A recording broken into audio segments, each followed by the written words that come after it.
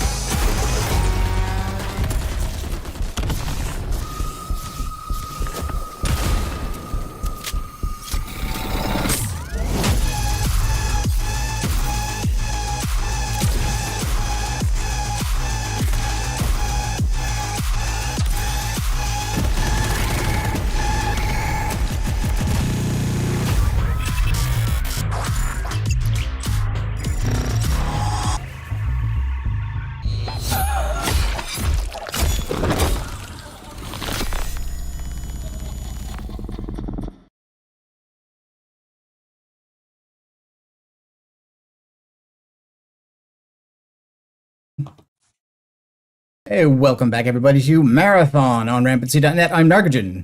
And I'm Blackstar. And I'm Jail. And here we are doing something I never thought we would. Is actually looking at the new Marathon footage. Yeah, just looking at it, not playing it, because I'm not doing that. Nope, not gonna. Hey, Zailmatics and Shane Bishop are in the chat. How are you doing, everybody?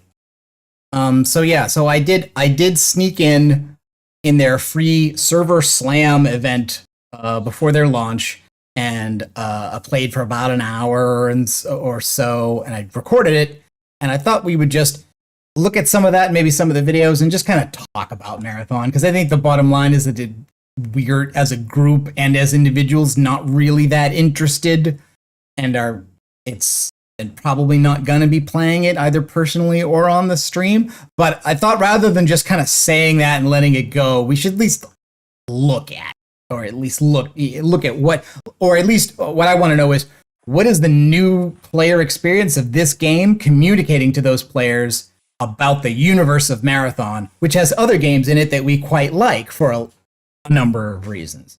So first, let me make sure you guys can hear stuff that's going on. Yes. So, because reasons. So while he tackles that, so if I do one of these, not great, not terrible. You guys hearing that? No. Negative. And I know I got it pumped in. I've got the thing on, and it's going to my channel. It should be coming through. Yeah, I was, to be honest, I'm terribly curious about how it's going to be received, or what technically how after it's released and people start to play it and mull over it, and after the first year or so, assuming that it lasts that long, okay, if and when, did you hear that? How it's going to be considered a success or not? Yeah, I didn't hear that either. Okay, but that was master audio, so that has to be on your end. Okay, let's see then. I don't know what else it's supposed to. Yeah, I'm on single channel F, and it's going out. Blackstar, I'm sending you master audio, which I never do, right? Because that wouldn't be a mix minus. Right. But I'm sending it now.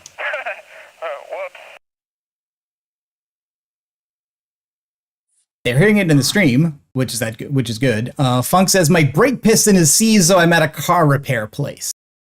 Oh no, that is that terrible. Was going to happen. Because he was looking at his brakes when he parked in front of my house. I was oh like, no! You sabotaged his brakes by looking at them? Jail? How could you? I didn't know that could happen? Zale says he heard it on the end of his clip, so You didn't- it's getting. You didn't know. It's Well, yeah, getting it's to them. it's getting to the stream. It's getting to them. That's no problem. I will put on some of the background music, and you guys can just work on it until you hear that, because there's audio in the videos I'm going to play, so I want that to work for you guys to be able to respond to it. Okay. Yes, that would be nice. Again, I'm looking at all my settings here, all my options, and the audio in there. And I mean, I'm getting the rest of the call just hunky dory. But there isn't anything in the call except that. Like you're Well, listening that's to the my. funny thing is you're- for what I'm getting like at maximum. There is a tiny, like 1 or 2 level bar, I believe, on just the right channel. And if I lower it slightly, the threshold kicks off. And it's actually showing up in output F that I should be hearing. So there's something coming through there, but it is not registering as audio to me. And the volume is up to max.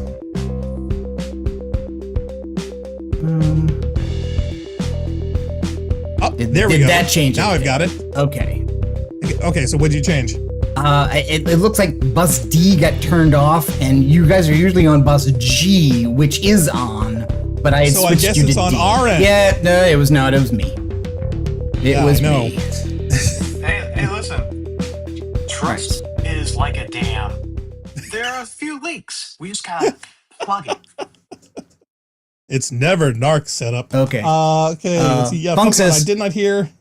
I'm fun, listening, but I'm- quietly dying inside, considering my $1,000 bill. So here are my You're marathon lucky comments. It's only $1,000. Other players are mean. They are changing the universe to be like Borderlands. Is Borderlands that mean? I have no idea what Oh, God, PvP is like in Borderlands Borderlands. Oh, it's awful. I mean, well, there are certain PC genres and everything where the communities, and even Destiny has been guilty of it too. All the PvPers out there have been all accused of being incredible jerks. So once you get competitive, it turns into an e-penis measuring contest no matter what you friggin' do. And there's just a mindset out there of shit and trash talkers out there that just have to out shit and trash talk everybody else. You know, everybody thinks that they're all the greatest things since sliced friggin' bread. So they've got to compare it to everybody else out there. It's pathetic. So if you want to swim around with those kind of people in a sewer, you know, hey, that's your thing, go ahead. But it's not a genre or a world that I want to be in. I know Narc sure as hell doesn't want to be it. And we both have, on occasions, had a horrible competitive streak once you start getting into that stuff. And it's really easy to get sucked in. And after a while, it's just like, no, I don't want to feel that way. I don't want to think that way. I don't want to talk that way. So it's never something that's lasted with us. Yeah. And there are people that have been wallowing in that for years, in that mindset. And I've always been horrible at PvP, on top of spending so much me time too. with having a very bad latency. But I mean, like, a good day would be a streak of being like slightly above 1 kill per death. So like parity. And the bad end of that is like 0.25, you know, like 0.17. To me, it was trading. But the best I could hope for is trading. That was it. And then it's like, what's the point? But that never felt good enough that I felt the solution was, well, if I get better at this, I will win more and that will feel good. Whereas in single player games, they do. Like I think you've talked before about like the Dark Souls kind of experience is not for you. And you don't like that, this idea of having to go through that. But I did kind of like that. And I haven't finished Dark Souls 1 yet, but I did go through it and get to a bit where like, okay, I'm running back to the boss now, but the best thing for me to do is to kill every enemy on the way for practice. And, you know, and I will do that. But I don't see why people get on this grind. Now what should we show first? So I have my gameplay, which I recorded, which is basically just going to be about how the game presents itself to players. And then there's some of the trailers. There's a launch gameplay trailer, and there's a kind of a story-ish trailer, sort of. I would do those. And if I'm right, there was actually a recently released video that showcased the latest game type of play and was advertising the Slam. Do you have that video too? I don't have that one. Okay, well, I'll tell you what. Play the other ones, like in order of release, you know, do the trailers, I and then see if you can find that video in a browser, and we'll do that last. I don't have them arranged that way, and I don't have all of them. Oh, okay. Well, you want me to dig it up? I don't know if I can send it to you, but as far as the videos go, I think that at least will give a little people some orientation, because they may not have been looking or delving into this thing at all, and just jumping into this with just straight gameplay won't give them the same reference, because old school Marathon and the new school Marathon are completely different games. Yeah. They're coming from a completely different perspective. Let's do the launch gameplay trailer. I don't want to go back. I don't want to go back to the old stuff, just because like they changed a lot. No, about, not the old stuff, just the latest. They changed about the art, because the art style's completely different. Yeah, and they changed the way the gameplay works as well. Like they literally went from like a fully customizable thing to a hero based model to now more of a class based model. Right. And I don't know enough to delineate all the differences between them. You know, there are experts out there that can dissect that.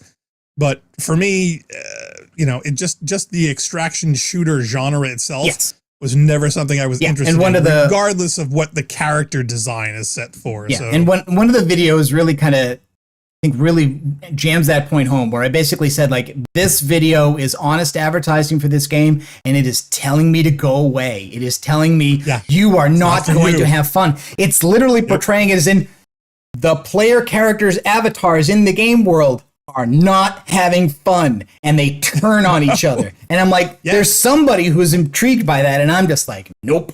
No, they're literally stabbing you in the neck. Yes. Yeah. Okay, it's so like literally. Let's hit the launch gameplay trailer. Yep. Good morning, New Cascadia. This is Joy, your community outreach liaison. It's a lovely day outside. It's quiet. Very quiet. Rainfall is expected to begin in the early afternoon and last until a long time. For those who did not wake, your restless dreams endure, so small among the stars. Breathe softly. Do not worry. Peace is upon you, and I am here to walk with you into its embrace. Mayday! Mayday! Mayday! This is General Dan Agreed of the New Cascadia colony on Tau 34. Whoever's listening, whatever's out there, we need anything. Weapons, supplies, a way out, a way back. Mayday! Mayday! This is Dan Agreed. Tau Ceti, I feel like I'm praying. We've had to do things to survive. Things I never would have. We're monsters. We're all monsters.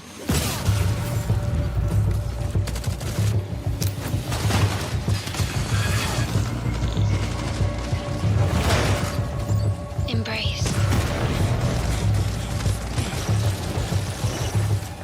Embrace. One step. Embrace. Embrace. One step. Embrace. Mayday! Mayday! Mayday! Mayday! Mayday! Mayday! Okay. So, couple of things. So, kind of getting post-apocalyptic vibes, right? Something, or at least post-catastrophe. Yeah, something terrible has happened to this colony. I guess part of the problem is that we already know that something terrible happened to the colony. And if I can pull up another screen I've got here. Well, the details of the timeline. Some of the earlier trailers, they give you certain details. If you pay attention, you can see that they lead up things that last for years. Yeah. So, in some cases, decades or hundreds of years. So this is the Marathon story page. This is the section called the Lost Network Packets. This is where, because again, when Bungie was doing this, there really wasn't somebody maintaining a story Bible, maintaining consistency between all the things that people were writing in all the places. So this was a place where they tried to give in-universe explanations for some of the apparent contradictions in things especially like dates. And And this one tells us that, for instance, the marathon launched in 2472. In 2773, it arrives at Tau Ceti. In 2787, the colony is established. And in 2794, the marathon is attacked. And I think that's a date that they've kind of kept to because it's also a date you see bad things happening to the colony in one of the trailer videos. And the date in that is 2794. In Marathon 2, Durandal, and it's important to acknowledge that Durandal is a potential liar and an unreliable narrator. But he does say that although the player helped resist the invasion of the Marathon, and that 9 other identical military cyborgs who were on the colony helped resist the 4 invasion on the planet, and it seems like the 4 paid more attention to the Marathon than they did to the planet, that the 4 returned 6 months later and eradicated the entire colony. So what I'm expecting as a Marathon fan going into this, if we're not remaking and we're not rebooting, we're doing a sequel. We're going to do something set on the planet sometime between the things we already know. The bad thing that's happened to the planet, as far as I know, is that the 4 invaded. But the world we see in the game is full of robots made by the UESC and other players who are operating biomechanical shells that they lose if they die, that they're using to scrounge over loot in the environment. I don't know where the 4 or the Sphit are in that universe, and I think what I fear is what they're doing is they want to drip feed that. They want, like, they're teasing the 4 compiler imagery and a lot of this stuff as like, if you get enough keys, you'll reach the Marathon and there will be Sphit there, and maybe they'll be hostile to you because they don't know you're part of an alliance with Durandal, or they don't care. Maybe something like that. But no 4 yet anywhere. Some people I think were speculating that, like, if you see a Sphit compiler, like, it'll be a boss. Like you're much weaker than the Mjolnir cyborg, right? So you won't be able to kill dozens of Sphit compilers in a row the way you did in the original game. It'll be a boss character you have to gang up on in a fire team. Hey, I'm waiting for them to run into a Juggernaut. Oh, they got plenty of. It should have been a Juggernaut. If they're starting off with us basically fighting the equivalent of Destiny frames, so that they can ramp up to enemies in Marathon, then I guess that is a strategy.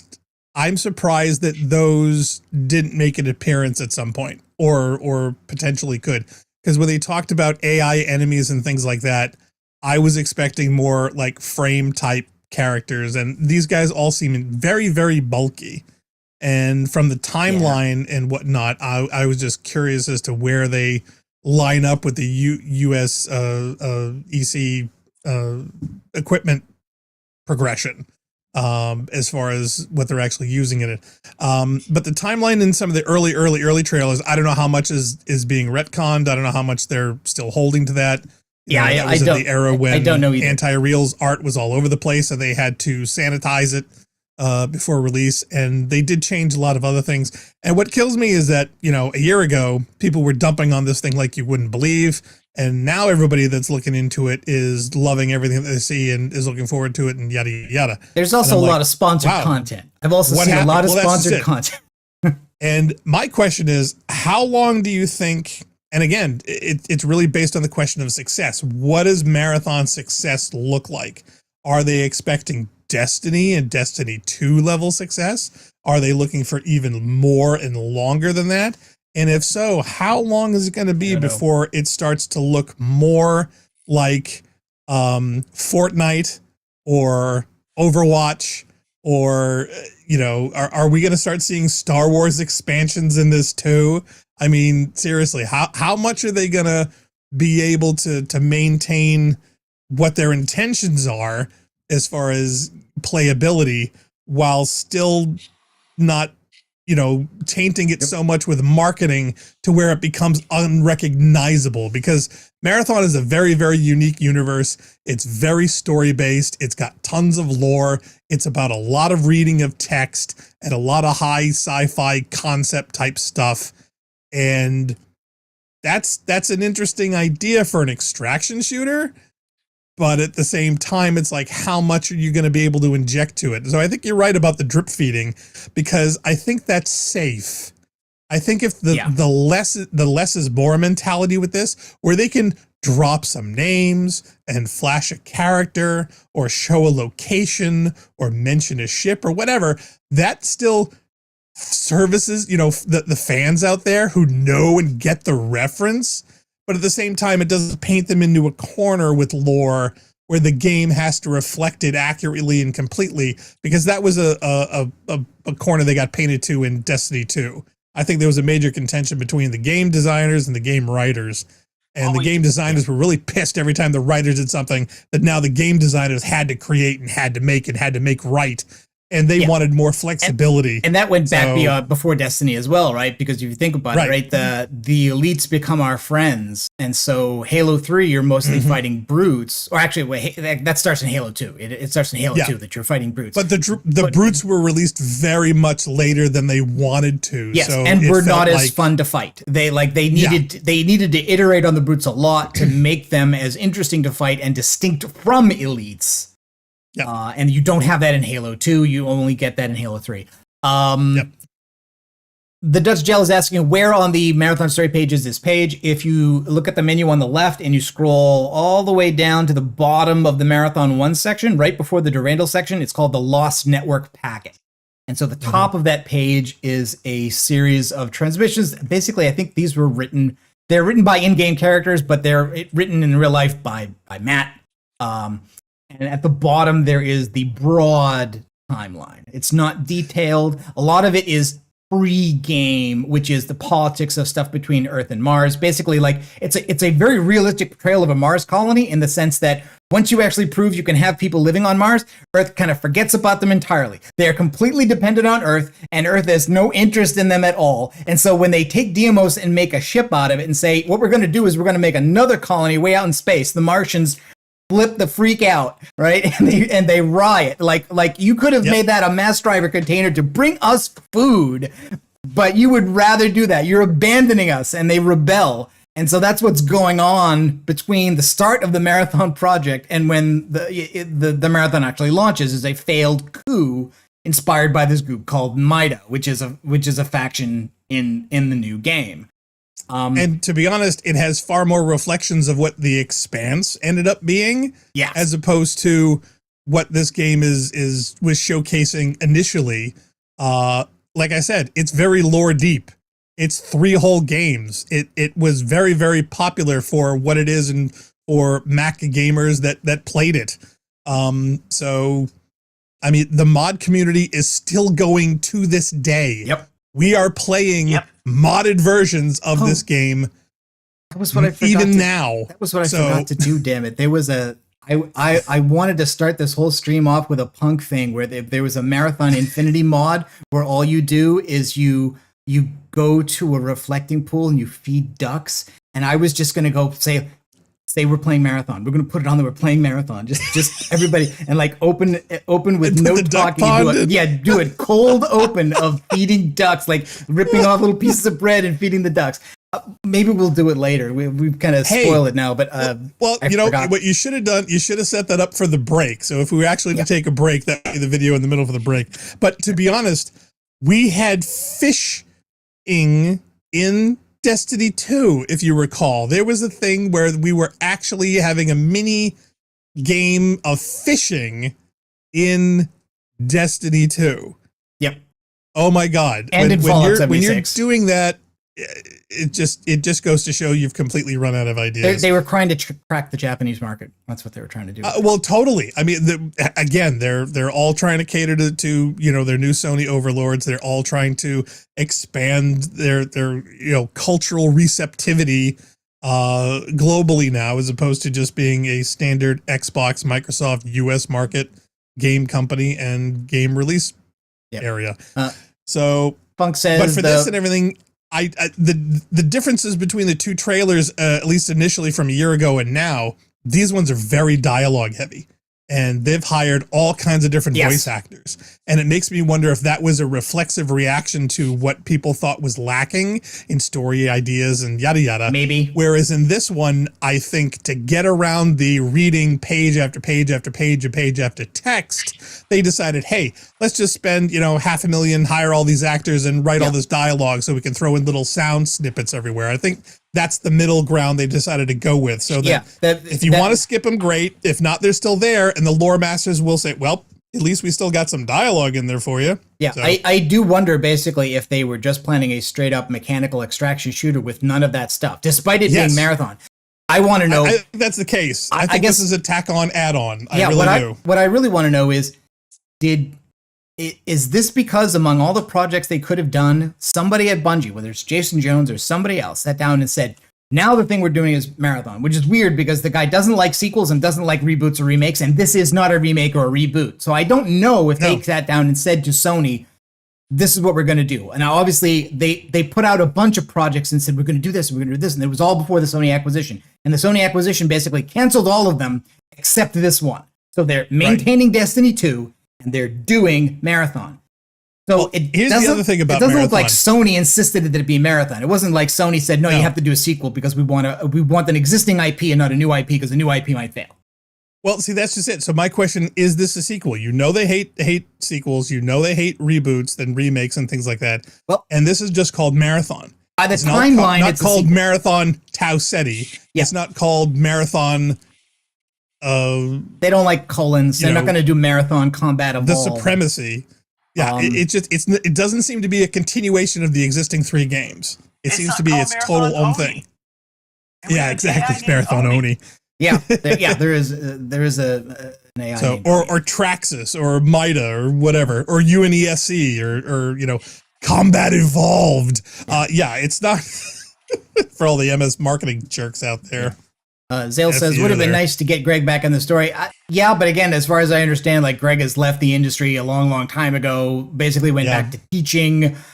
I don't know how much he cares or how he could have been tempted to be back into this, or if he would have. Does he want to work for Sony? Are they going to be interested to do what he wants? But again, I do wonder, was the idea, we'll do to the extraction genre what we did before, right? We took Myth and we took real-time strategy games, and we took out the strategy and made it tactics by removing all the base building and all the resource management. And then we brought FPS to console by adding in auto aim and limited weapon inventory. The next thing is that we're going to mainstream extraction shooters. Or was it we're going to make a Marathon game, and what should we do? Well, why not an extraction shooter? Because it doesn't, for people who really like the story, I don't know. I don't think it was really appropriate. Scarrow got roped into, but I think his chat wanted him to play the original games, and so he played through Marathon 1, and he came to the end, and the credits terminal was, and I had forgotten this, it was messages from each of the devs to each other. And the first 2 messages were basically Jason Jones and Greg Kirkpatrick dunking on each other, or rather, Jason Jones dunking on Greg Kirkpatrick over multiplayer shenanigans that went on in the office. Like, wow, man, you really flew across the room when I blew your shit up, stuff like that. And I do feel that everything about this game is a reaction to design choices made from Halo through Destiny that emphasized story and cinematics over gameplay, and that opted for a mainstream friendly approach rather than being hardcore, specifically with PvP. Like Halo PvP was a big deal, right? And then we get to Destiny, and Destiny PvP is not and was not and never will be a big deal. Like, it's not a competitive FPS. There aren't tourneys for it. It's not treated that way. And I think Jones always considered these games are action games. They may have all this great art and story and all these themes and stuff in them, but that's not what they are. Like, there's a thing in the Vidoc where he basically says, we spend more time on story than you'd think we'd need to. And it almost sounds like a complaint. It's not... the thing is, for some people it is, because I know and have heard a lot more videos on the Destiny 2 PvP side, the Trials players, the hardcore Crucible players. And for them, all this stuff that we're talking right now is superfluous, is silly, is dumb. They don't care about it. They're like, who is playing Destiny for story? That's stupid. The story sucks. Ignore it. I just want to pwn these noobs. Yeah, and it absolutely, I do a face palm ever that happens. It just goes to show that everybody ends up focusing on their microcosm of one particular thing, and they think that's the representative of it all. They have bound it in a nutshell, and they're counting themselves kings of infinite space. But I think if Bungie's server logs indicated that the way to make money was to cater to the PvP crowd, then they would not have gone years without adding any PvP maps. See, that's just it. But they Marathon got now ignored. basically is PvP they maps. threw the PvPers a bone and locked them in the garage and say, have fun. And then they were all pissed that there wasn't, all this kind of attention played to extra maps and balancing. I love the thing on balancing. Yeah. To me, balancing would have been easy. All they had to do was give every single weapon the exact same time to kill. That would have been balanced. That means it doesn't matter what you used. You picked whatever you friggin' wanted, but they never did that way. They were constantly playing with the sliders to cater to or cycle through all the weapons so that every PvPer would have a week where they're a god, and then everybody else would get it next week, and then the next week after that it'd be somebody else. You can't give the same time to kill to a sniper, a shotgun, and SMG though. You just can't. No, of course. Well, sure you could. You remember like back the difference in the between day the with shotty Halo and the 2. sniper is mostly range, but the SMG has to take longer at medium range than the shotgun does at short, or the sniper does it long. Yeah, but the shotgun killed just as fast as a sniper instantly. Back with SWAT with Halo 2? Yeah. It was a one-shot kill game. It was the only PvP game I was ever good at because I could finally hit somebody at range, then you know what? on time, and when I hit them, they died. Maybe this is That actually never for happened you in any other game type. because time to kill in this is supposedly pretty low. Although again, the problem with it is that Halo, it was always about, well, where are the weapon spawns? What did you get to? Right? Everybody's armor and shields are all the same. It's not the same in Destiny. That's the other thing. But now it's a question of equipment, right? You're going to come into your first game with almost no equipment, and if you die, you will lose the stuff you'll get, and you'll get these. It really feels like the whole game is like gamified streaming because like the things you get when you don't have the equipment is a sponsored kit. You're sponsored by a company in the in-game universe. Well, that's just it. But that big streamer interview when all the streamers went up to Bungie and they had their big weekend where they all said, hey, these are all the things that we want to see in this thing because we need content. We need to be able to do something every single week. We got to have something new stuff every season and every year. And they all decided to cater for that mentality so that the streamers would be happy, that would advertise the game, that would get the players in, and it kept everything going. Everybody was on the money train. Everybody was getting a piece. And when things started changing so much that suddenly a whole lot of things became a lot harder, content was consumed way faster than they could reproduce it. Changes in the game, like you said, you move a rock, they've got to re-render it for 36 hours. They didn't have the flexibility with it that they would have liked, and people's reception to it was all very polarizing. Either you loved it or you hated it. There was no middle of the road. And suddenly everybody started getting toxic. Any changes they made, there was getting feedback and blowback. Every time they did a TWAB, either people loved it or hated it. There was no middle of the road. So when you start getting into those kind of situations where you're constantly playing this carrot and stick, where you're chasing the dragon, going after something, if you don't have another next carrot that everybody wants to go for, nobody wants to play it anymore. You almost got me. Try to catch me. Sorry. Yeah, it's pathetic. And anytime if you had a season where nobody liked the armor, or nobody had the weapons, or a raid where bosses were all spongy and there was no loot to be had. And the current complaint is with the portal, the whole portal system, which I haven't even tried yet, because I have not played like the last 4 or 5 expansions. I gave up at Lightfall. So my experience with it is right up until then, and have not played any of the rest. But for the people that were complaining about it, the rewards were not worth the grind. And the way that the grind system now goes, where they're wiping out people's inventories and starting from scratch, and every season you got to start over and over and over again. And apparently this is also happening in Marathon. They're actually replicating that same thing here, where your stuff is only going to be good for a season. You're going to be reset at the end of that, and you got to start over again. They realized that rather than catering to 80 billion guns, you've all got to balance with every interaction between the systems and whatnot. And everybody has an inventory of 1 billion weapons that they're all, hanging up on their wall so they can showcase what they've got over everybody else. They said, we're not doing that shit. We're all going to reset it back to 0. So everybody's going to start this treadmill again. And some people love the idea. Some people hated the idea. Personally, I'm not a fan of it. But again, I'm not a fan of this thing. So I'm not even the market anymore. It doesn't even matter. But as far as the people in dealing with the old stuff, there was this big, huge, horrible, nasty, terrible issues that I honestly don't think they've ever really quite fixed. And recently, like Darky was just saying, they simplified a whole bunch of everything, but they've also complicated a whole bunch over on the other end. So I don't know what the net balance or improvement actually bloody well is. I'd have to look around to see what people's current feedback on it. But from what I understand, the recent reset, there was a huge backlash on it. A lot of people felt like this was now the equivalency of the vaulting, where all the old content, all the old planets, all the old missions, all the old stories were vaulted, and that's it. Well, now everybody's vault is wiped. And if you want to start from scratch, you're literally got 7 years of equipment gone. So as a player who, wants to feel that any of the experiences, accomplishments meant anything, I got to say, looking back on my old Destiny 1 gear puts a smile on my face. Yeah. Looking at my Destiny 2 gear that it's all listed as 10 power. So this is the first thing, man. This is the first thing that really happened hurts. to me in Marathon, was that I attempted to log in and I lost connection to the server. Well, it is a slam for a reason. Yeah, it was. I guess it was slammed, at least for that 1 minute. I do kind of like, I got to admit, if I have to say one nice thing, the Marathon ship in the original game, when you did see it, kind of looked like a potato, because it was just supposed to be Deimos with a little red reflector on it. It was a very low detail image. I don't know why why did I record all this nonsense? Yeah, seriously, you're recording your desktop, not the app. So it's like, okay, I'm looking at my schedule now. Wellfron says, Blackstar, are you describing Helldivers? Well, and I probably am.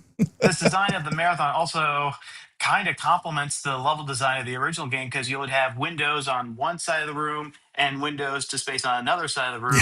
Yes. Which So would be impossible if it was on an I do kind of like what they've done, although they've gone from the accurate asteroid potato shape, which was kind of neat. Now they've gone to something that's much more spherical than either of Mars's moons are in real life. But then they've said, okay, what if you cracked that and mined it for resources and used it to build your ship? And so now basically like a cargo container ship going through the center of the spherical moon, and it looks like the Durandal logo, and it looks like the Marathon logo, and that is cool. I have to admit, that's cool. Okay, well, see, now my question is, do we now have to build that version in Minecraft? Heck no.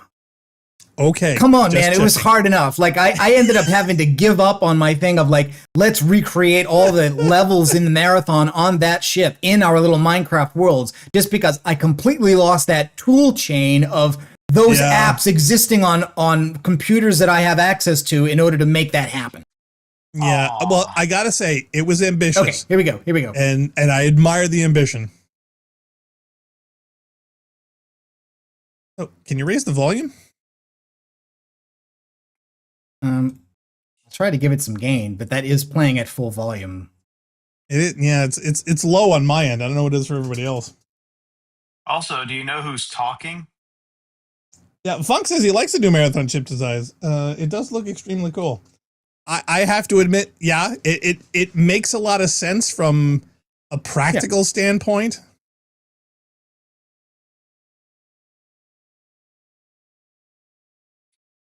It's definitely better.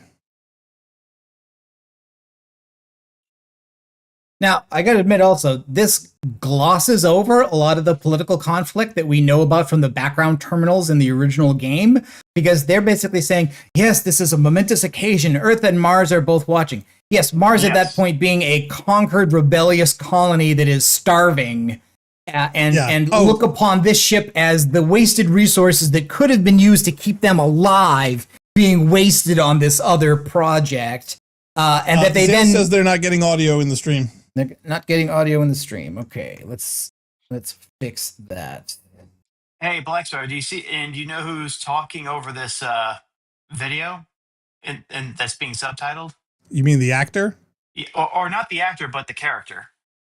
No, I haven't been able to identify anything as I'm going by the subs. I mean, I can hear a little of it, but it is definitely lower than everybody else. Well, the person who's talking the speech about the launch of the Marathon is supposed to be Bernard Strauss. Oh, okay. One thing I will say that the subtitles, yeah, I don't know about the color, but I would definitely hope that you would put a background on that because the color effect changes is like completely washing out that white text.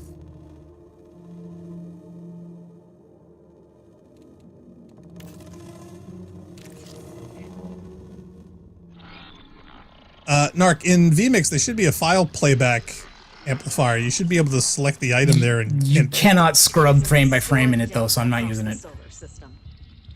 The enormous UESC Marathon colony ship Sets out for the Tau Sati star system. To establish a new home for humanity, and with it, infinite possibility. The people of Earth and Mars are watching. Everyone is watching. Breaking news, contact has been lost with the Marathon colony. Okay. Now, there, I do kind of want to stop for a second. Breaking news, contact has been lost. Okay, so contact has been lost. And the year they're showing here is 2804. But I do find it interesting that the graphic we're showing here kind of looks like this is the ship on approach, right? I mean, is that how you would interpret that, Blackstar? It's on a trajectory. I think. Yeah. I think that they're usurping the windows of the approach trajectory in Alien, where they were trying to make a landing and they were going through those boxes, and they did the same thing in Aliens with the dropship. So I think that's where they got the idea of this. But I think for here, they're trying to showcase as it going away as opposed to going to a planet that's local. Okay. But in any case, we've now jumped from the launch of the Marathon 2472 to 2804, which is basically 10 years after the original games happened. So all of that stuff has happened. The Marathon ship has been attacked. The colony has been attacked. If we believe Durandal in the old games, then the initial attack was repelled, but then the four came back later and killed everybody. Now, he might have lied about that, right? There's no reason to believe that Durandal's always honest, although I would say he's a motivated liar. If he were to tell you something in the game that is not true, he has a reason for doing it. And quite often in the game, he will tell you a lie and then admit he was lying and tell you why, which is basically like, well, if I didn't tell you that lie, you wouldn't have done the thing I wanted to do. And it was really important that you do that thing, so I lied to you. Yeah, I don't that's think what this AI is is true. doing right now. Like, the four are hostile to us everywhere. We're fighting them. I don't think he needs to lie and say the four killed all the people we left behind on the colony in order to motivate the Marathon Marine to fight. I think that would be kind of a weak motivation. So I don't find that believable.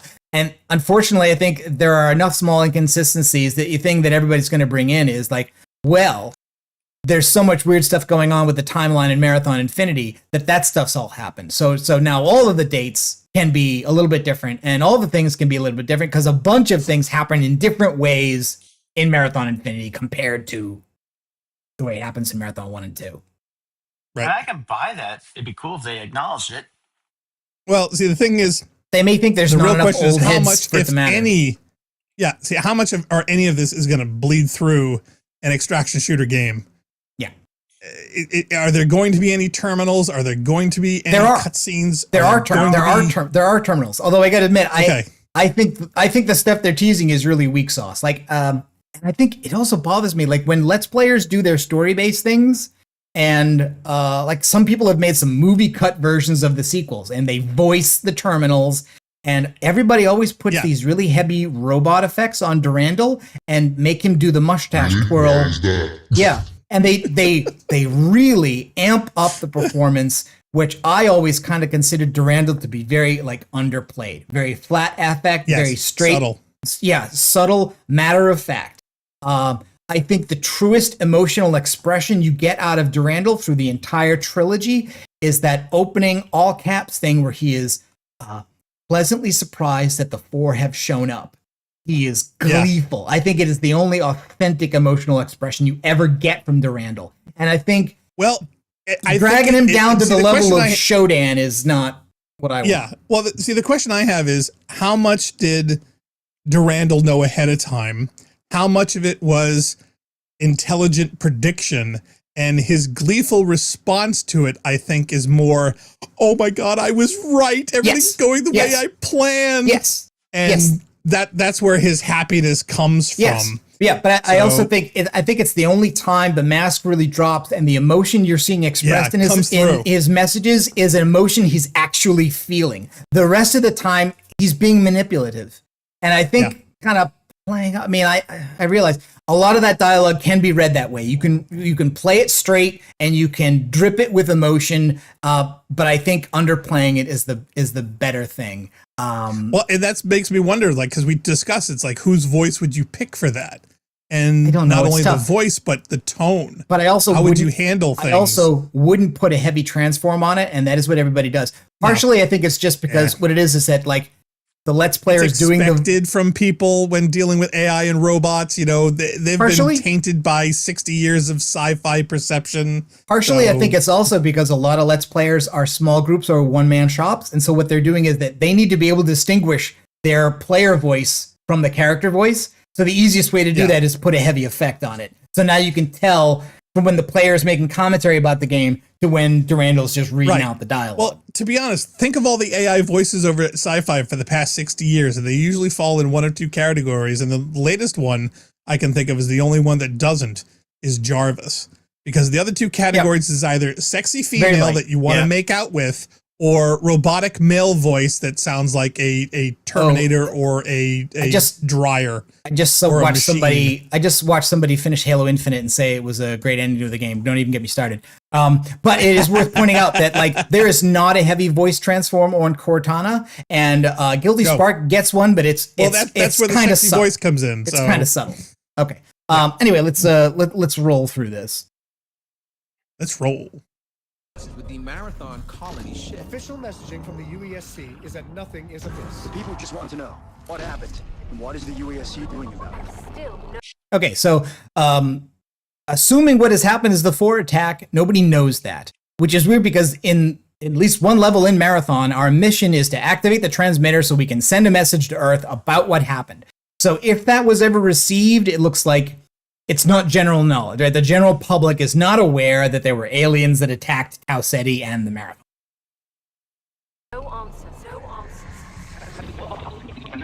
Shocking news today. After losing contact with the Marathon colony nearly 100 years ago. After decades of citizens demanding answers. A message.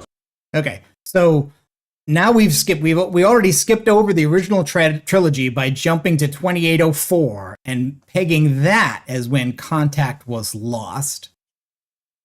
Now we're jumping 100 years further than that and being told that contact has been reestablished. And I know that players have said that, like, oh yeah, it's Durandal talking to you. I was playing the beta and Durandal's talking to you. And I don't know. I haven't seen a subtitle that says Durandal on it. Maybe it's in there. Maybe it's not. Maybe people are just interpreting it that way. But I don't think anybody in the universe supposedly knows yet where this new signal originates from. And that's where they bring in the tagline. Just been received from the UESC Marathon. A distress call. A threat. An invitation. But the message has been leaked. It reads. Somewhere in the heavens, they are waiting. That's the message that we sent in G4 Sunbathing? Yeah. I don't think it is, though. That's the tagline for the original game, but that was basically just marketing speak. What Leela was sending in the game was detailed textual information about the 4, how they attacked, the way they attacked. In other words, like usable military intelligence. It wasn't a vague riddle. But of course, all of Bungie's marketing for the last couple of decades is vague riddles, and I don't think any of them are as good as what's actually in the original Marathon games. Also, Why do you think they're now usurping the original Marathon games? They're doing the fan service thing, because not only was it better and more interesting writing, but it's also they own it. Yeah, it also that it wasn't plagiarized back then. I honestly don't know. Yeah, they also say, like, for instance, they have different voices categorizing this message in different ways. Warning, invitation. So in other words, this somewhere in the heavens phrase is so vague that nobody even knows what kind of message is supposed to be. But launch gameplay trailer we just heard was a specific member of the military of the colony asking for help. So I guess that message doesn't reach Earth either. And if so, I don't know. Or it was I don't ignored. know who it's for. Yeah. I got a big. Well, he starts to ramble where he says, "I feel like I'm praying." So. Yeah. Well, I mean, it's one of those things where old man screaming at clouds, he doesn't expect or think is going to get the answer. You also don't know what catastrophe has beheld them to the point where are those communications even working? Is this an act of desperation or is he just losing his mind? We don't have enough details either way. Zale puts up a point. He goes, light speed time. 2794 to 804 isn't exactly called light speed. No, so that's shorter than the marathon took to arrive at the colony, according to the own timeline. I don't know that it's necessary to actually get into the nitty gritty of the math because they really should be going faster than light. It's too much to expect any of that. But their FTL system was really set up in an interesting way. Yeah. Yeah, we're not going to do that. For what we're seeing in the game world, right? The marathon is still at Tau Ceti. If Marathon 2 happened, then Durandal stole a 4-ship and left the system. So that's it. We don't know what's left on the marathon. Could be some 4, could be some Svit, could be some Mjolnir cyborgs. It could be a lot of stuff. Any Bobs? I think it's the Bobs. What we haven't seen is a new colony ship from Earth. Right. So whatever's on the ship, whatever's on the world is what came with it. And now they're trying to either loot and explore and or maybe finds one thing in particular, and they're sending waves after waves after waves of these bot/people after them. Where do all these UASC robots come from? Mm-hmm. And where do all obviously these they're made by the insects, they're all silk. Right, and that's free. Robotic. That's right. I mean, we're being told we're working on contracts where we're hired as mercenaries to loot things. But anything we're looting is something that came on that ship or was built by the colonists in factories and machines that came on that ship. And now what we're supposed to be doing is collecting this loot in which Earth and Martian companies are hiring us. And notice there's also no loyalties, right? Like if a person is on a multiplayer map with you and they have the same contract from the same company to get the same piece of loot, they're absolutely okay with you two killing each other and letting that loot fall on the floor. So, they don't even do anything like turn friendly fire off for people in the same faction doing the same contract for the same company. But where is the loot? Remember the whole friendly fire arguments back in the day? So all the ones that it's not a thing, they're all like screaming, "Yay, finally!" Yeah. So now brothers, we should be struggling together. Yeah, we are. Yeah. So Can now you imagine playing this with Funk? He would be fragging our asses every 5 minutes. You just know it. Oh yeah. No, the griefing, the possibilities for griefing, endless. So they talk about. I'll get into it because in this video, eventually, what they start telling you is don't die. But you don't die because whatever you are is a consciousness that's in a computer or something, controlling a series of shells that are, I guess, manufactured for you on the spot, on demand, almost immediately from what resources, I don't know. And you lose your loot. But where does loot go when you save it? Who's collecting it? Where does loot go when you die? I mean, it's got to be on the ship itself or somewhere on the colony. Is it teleporting back to Earth? If it can teleport back to Earth, why can't they just be... I don't get it. I mean, really kind of the game mechanics versus the game real world and how much level of disbelief you have. I don't know about the specifics. I honestly, am fine accepting their overrides for, gameplay requirements. I mean, why does everybody in Destiny jump around every 5 seconds, 6 feet in the air? Okay, Nobody would walk that way. So, I guess my problem with it is that those are all collisions between the thing they want to have, which is an extraction shooter, and the environment they've chose to have it in. Whereas, like, if you want to make an extraction gameplay mode in The Division, that's not a problem. None of those questions are real questions. You're you're stealing things. It's not a problem in Tarkov. And these other things like PUBG doesn't have a fiction. It doesn't have a universe. We don't know what's going on. It's just a game. It doesn't. See, that's why the question of the depth that they're going with this is fan service to keep the serious fans quiet to say, hey, we got this, go away, we're throwing you this bone?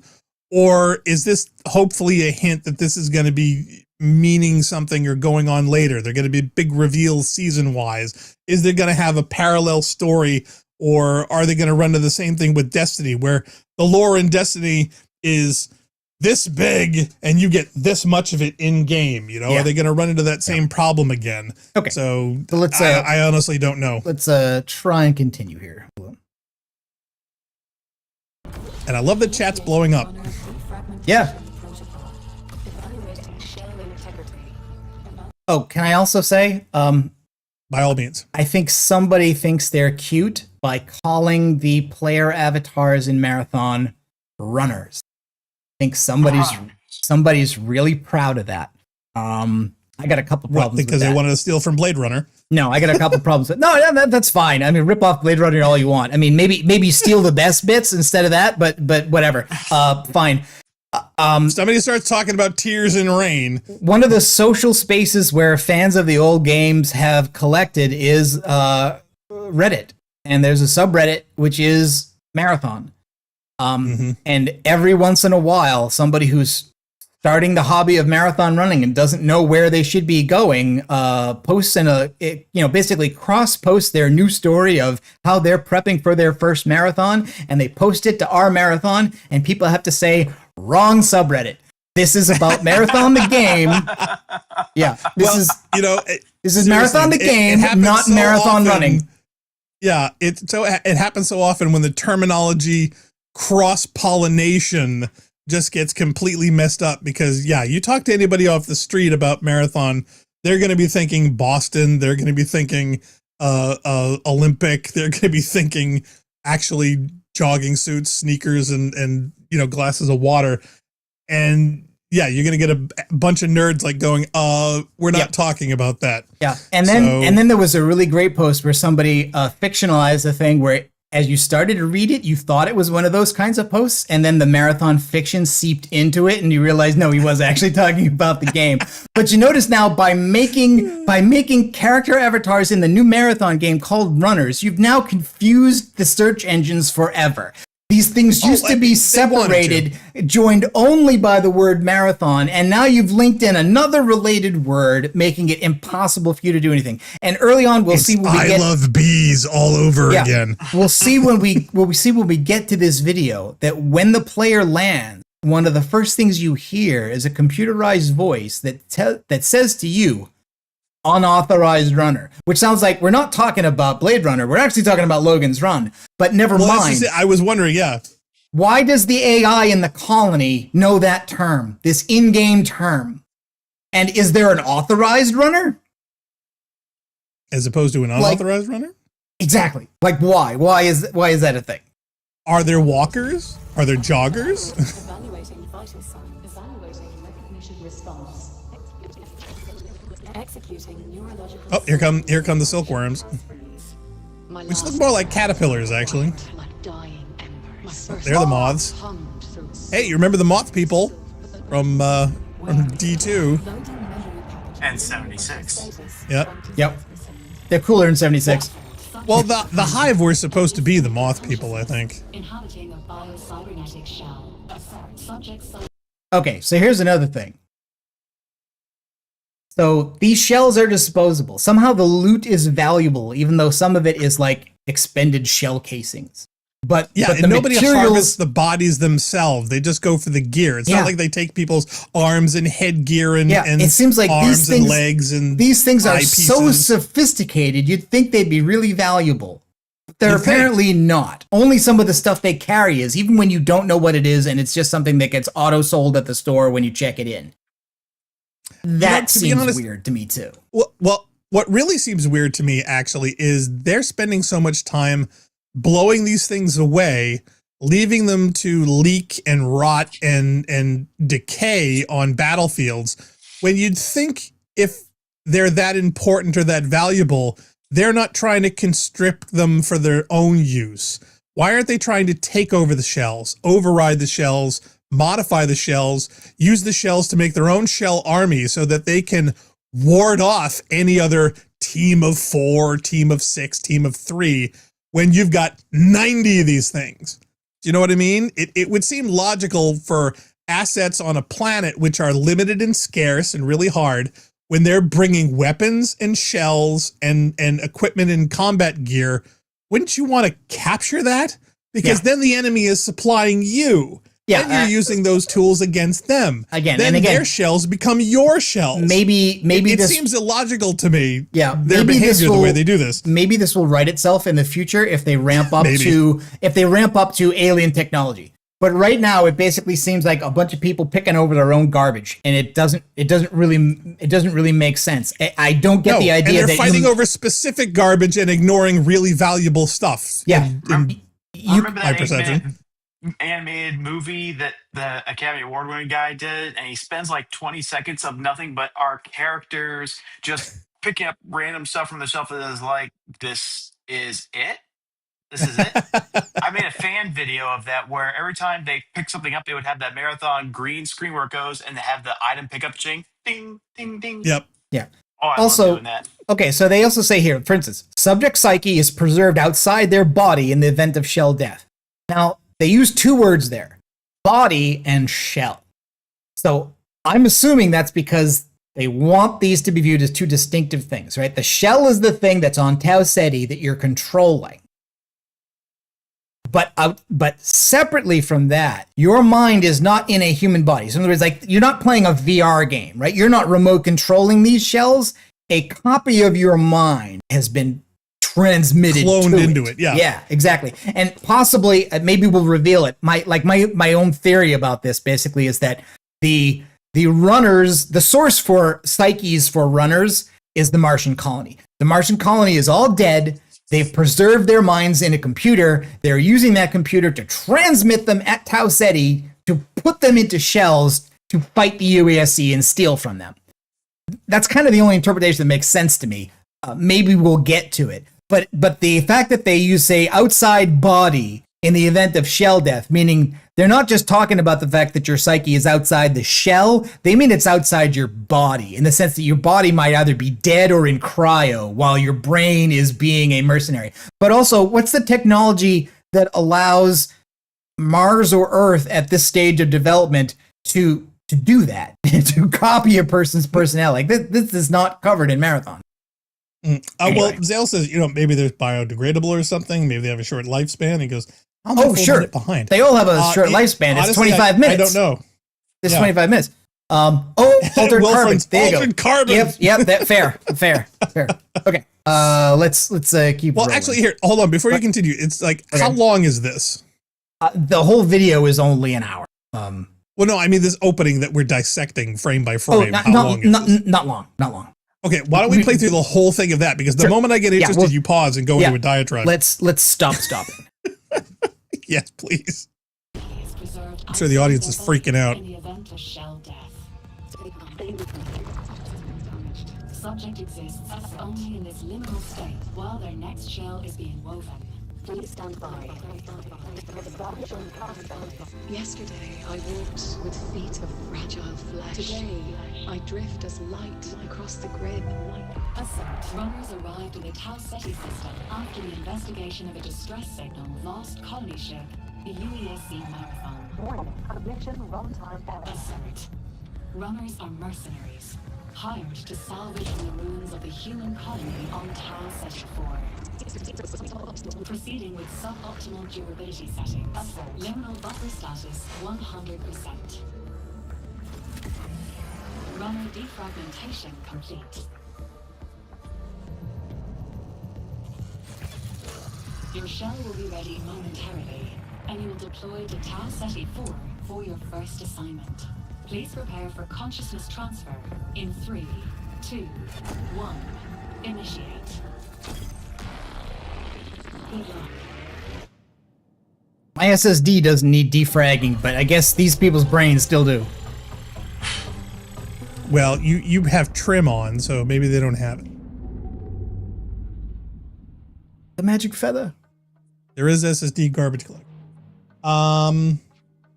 Yeah. So, okay, so that's the basic brief overview of a world so far. To set which you is up for just gameplay. Marathon went there, Marathon went away, Marathon came back. So that's it. Like the entire trilogy has been squished down to that for new players. Hundreds and hundreds of years, really consolidated. Okay, so what was the next thing? Is it your actual gameplay? Yes. Okay. So the next thing is me getting into the match. This is the easy version of the intro map, which is called Perimeter. They basically give you a choice of Perimeter Easy, Perimeter Normal, but now, you get put into Easy on your first play. Now, are you a Rook, or no, are you? That's a special thing. I don't think Rook was available in the Server Slam, or if it was, it was an unlock that I didn't get to in the couple of I was not very successful. I think I had only one successful exfil. It was the first time, and I almost died at the very end of it. This is not good gameplay. None of this is good gameplay. I mean, I know that's what's going to make it fun to watch. Yeah. In fact, what's really funny is I was actually watching our Destiny 2 stream, and I saw you equip an 86 green fusion and delete a 95 blue fusion, and I'm like, why did he just delete that? You deleted the good gun. I think it was damage type. Well, see, that's just it. They were both void, and I'm like, oh, why did he do that? I don't know. To be honest, yeah, I would love to dissect that thing at one point. It just made me curious how well this is going to go. Yeah, I'll show you the clip later. It made me laugh. Okay, but okay. So as far as character design, though, you don't go through that, so we don't see any of that. No, I think they give you. I think when you start, you only have access to one shell, so there's no customization to be done on the very first so which of the type service. are you? I don't know. Oh, really? Nothing in the menu. Nothing identifies the type of character you are. This is basically I got black screen. I got this. Your gear is at risk. And then we're in it. That's it.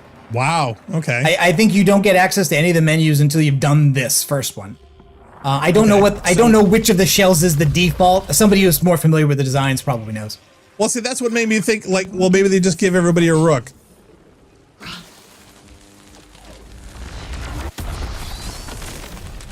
Okay. Wait, is somebody throwing something at you? Yeah. No, this was the bit that I watched because the reason why I even jumped in to do this at all is because I saw somebody else we know streaming the game doing the same thing. They got into this map, into this tutorial, and the first thing the game tells you is there's a problem.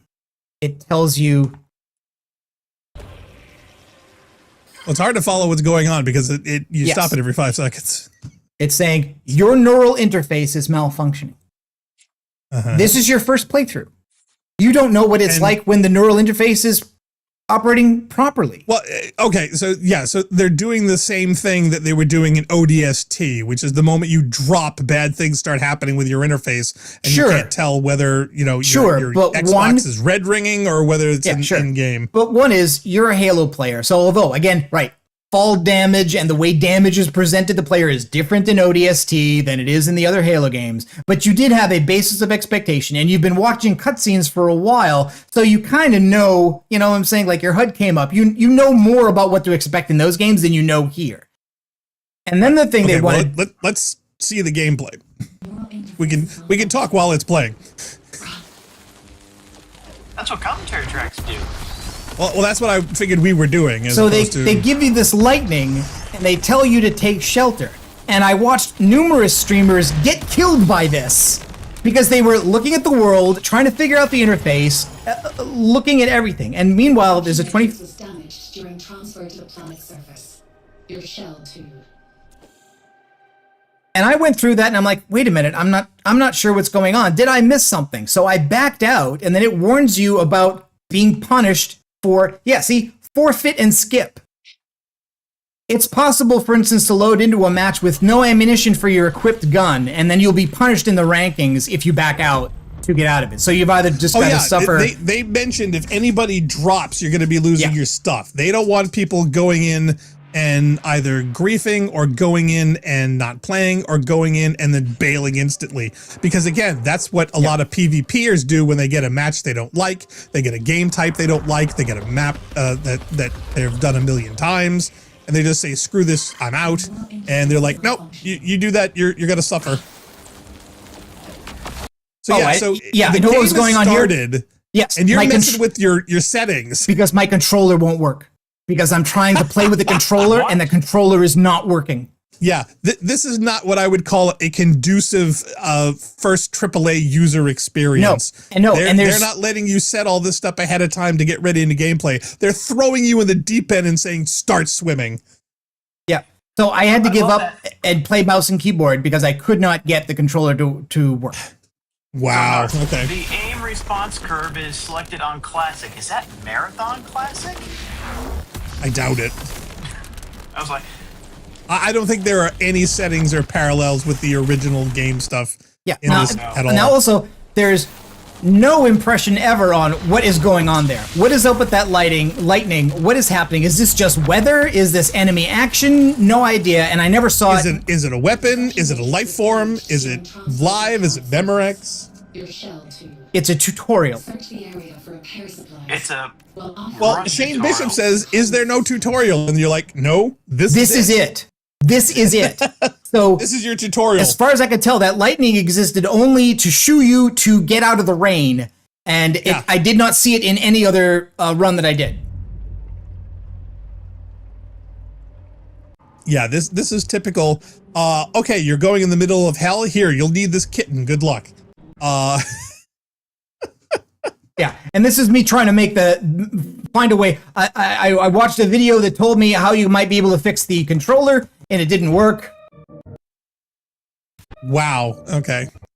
Yeah, because this is kind of schizophrenic. It's cool though.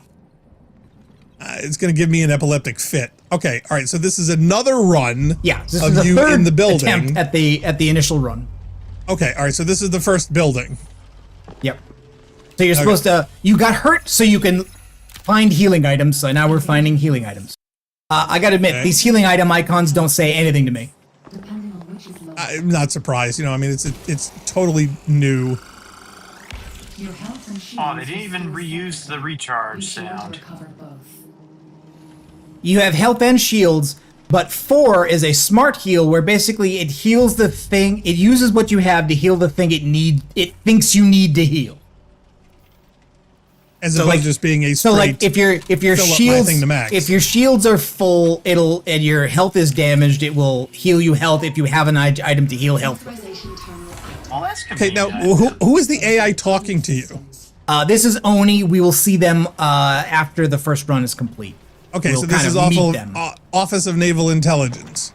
No, it doesn't mean that. It's just something else. Oh, really? Because it meant that in Halo, and it didn't mean that in Marathon, and I'm not sure what it meant in Marathon, if it meant anything.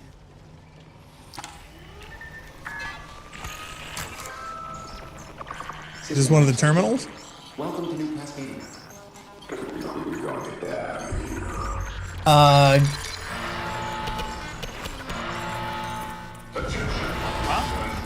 Yeah, unauthorized runner.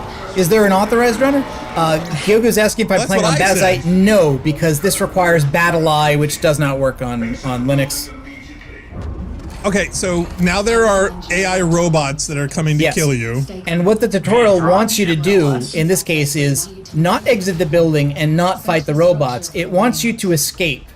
And I also saw players honestly struggle to find out where it wanted you to go and what you're supposed to do, either because they couldn't see it or because it wasn't really being flagged. Here, I'm just looking for, is there anything I can loot before I'm forced Well, it looks like to go outside? Yeah, it looks like there's an icon for you to follow, but you're going in the opposite direction. But there are a bunch of containers that I want to get. And repeatedly, these icons mean, like, they communicate nothing. You've got to learn from scratch what everything in this game is, because nothing... Well, it looked like a waypoint. It looked like hey, head to this event. I mean the icons for loot. I mean the icons for loot don't tell you what the function is.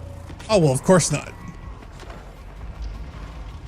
That's what the guide that's going to be showing up on the first month is going to tell you that you're going to read, as opposed to learning in-game. I mean, when has Bungie really been big on in-game comprehension? Alright, so here's the vent. It's in the floor. Yeah. Hey! Arrow's an event. I would never have known to go that way if it wasn't for that. Well, you know. I watched plenty of players not notice. Permanent access to all of New Cascadia. Know when to pick a fight. I'm going to make an exit. All that matters now is staying alive. Except you're not really alive. You're a robot controlled by something else. The UESC I have no idea what that was. I think that flying drone shot me. Yeah, I think he did. It wasn't clear to me it was hostile. need a weapon. Well, I thought it was obvious it was searching for you. I mean, I know knives were never a thing in the original trilogy, but come on. You started out wielding a knife against your malfunctioning user interface. I also got to say, can you throw that knife? It's not really clear to me. It looks like that top bar, the white square, is health, and the bottom one is shield. But it looks like that means I have really low health, but it's as high as it can go. Like, it really wasn't clear to me. Like, wait a minute, was that all damage I took? And I couldn't figure out why the healing items I'm using aren't bringing any of it back. And also, like, the items you're looting that are health related are intentionally labeled as being degraded. They're depleted. They're lower grade than the standard. Well, yeah, because they're white. God. Are those stats for real? Probably. That list of skills on the left side? Or you mean the lack thereof? Yes. Well, I mean, it's like it has loot speed. Yeah, a lot of stats. Keep in mind, this if has you're more looting stats than Destiny. You can still get shot and killed. So yes, they are definitely going to have a range of speeds of how fast you can dig through people's corpse bags before you get shot in the scalp. Shields are a thing you're supposed to level up. So there's a bot that's noticed me, and I'm like, oh crap. I do like that they make you open doors. Doors don't just open when you walk near them. You have to interact with the door to open it. I like that. Well, to be honest, I'd probably be more happy that doors may not open at all. Yeah, some of them are locked and you need keys. So we're back to locks and keys. Not just locked, but just not functioning. Because I mean, this colony was destroyed.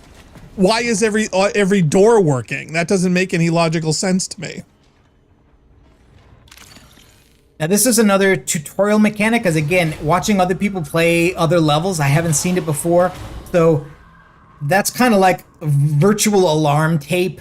When you cross that, it's going to spawn an enemy. And since I'd seen other people play, I knew it was going to do it. So now I'm looking to grab every piece of loot I can before I do that. It's supposed to be an easy fight. You're supposed to win it. But I didn't see any reason for not grabbing all the other loot I could find. I'm just looking around saying, hey, what is the environment like? You would never get through this game. You would want to loot every single thing all the time. Right, but you can't. There's a timer. I mean, we're down to 18 minutes out of 25 already, and if you not just that, you've also got limited space. You know, the whole idea of this thing is that you're only supposed to grab certain things. Right, and you can't decide at this point what's good and what's not because you literally don't know.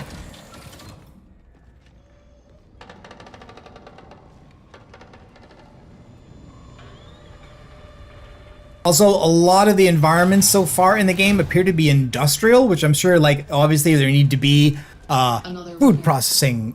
Remains for weapons and supplies. They don't need them anymore. Okay, so now we got a gun and ammo. Up to now, we've only had the knife. We did not even have a gun until now. Ironically, this still doesn't qualify as a weapon to that AI. Right, so now I've got a rifle and a laser gun. Yeah, but they're still both white class, so they're all still bottom of the barrel. Oh wow, the Magnum. So is this the ultimate Magnum pistol that you can snipe people in the head from 8 miles away like in Halo? Given that it's a white item, I don't think so. No, is it probably not? At least it has the 3 trigger guards like the Marathon 2 and Infinity pistol. And Des says, you know, I would too. You know, I'm a loot goblin. Because I'm on mouse and keyboard and didn't customize controls, I used a health item there without needing it. Okay, and here comes our bar on the top turned green too. Oh, wow! All right, so things can beam in. What was that? Yeah, that's one of these UASC drones. And what? He was just 3D printed, or was that supposed to be some kind of a transporter? I don't know. Like again. Where's the loot going? Where did it come from? Where did the frames come from? Where do they go? Where do you come from? Where do we go? I don't know. I mean, it just seems like moving things to and from a planet far, far away should be very expensive, but we're all being very wasteful on both sides of this conflict here. I'm confused. Where's our motion tracker? We don't have one. Yeah. There There is no one. That doesn't exist. What? No proximity? If it exists, it's a kind of an upgrade that you'd install because it. Well, that makes me wonder. It's like, now I've heard does myself. that change on the type of shell that you pick? I think so. I think, like, for instance, there's a jammer, but I don't know what it's jamming. So, like, I think if you can get a motion tracker to be part of your kit, there's ways that other players can counter that. Yeah, I think Jail's got a problem with his chair because he keeps rolling around everywhere. Sorry. I stopped. Yeah. Well, it's just your mic's open, so every time you squirm, we hear it. I got to admit, I do kind of dislike the thing that Destiny has gone into, which is just waves of enemies just constantly teleporting Constantly from nowhere. respawn no matter how often you kill them. It's kind of getting to me in Control, too, where every time there's a final wave, I'm like, man, that was enough. You did not need another group of enemies to pop in out of nowhere for this game. Yes. Oh, well, see, that's why I love Control, because Control absolutely terrifies me. I think I've only done like 1.5 playthroughs of that.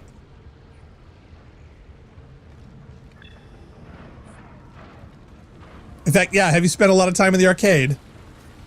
No. So I also don't know here, like, okay, so like my health bar there is divided into areas, right? There's 2 green bars. The bars are bigger now than they used to be, and there are 2 of them. One of them is filling up brightly, and then there's the shaded bar to the right.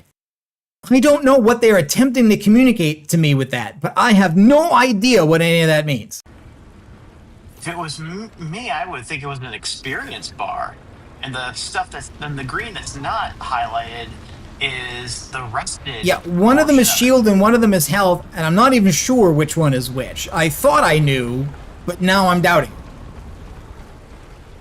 And again, I'm sure there's a YouTube video where somebody will tell me, but notice the game hasn't. Well, my question is that in the menu, is there a delineation, an example, a icon or a label? I mean, yeah, because nothing is labeled. All it says is like the number 4, F, Q. Hey, your proximity is chat enabled, so you can, shit talk people. And on the right hand side is your weapon selected and a bunch of numbers. Which is a knife, which is the default, and then the Volt pistol, and then the AR is what's equipped. Is that an auto rifle?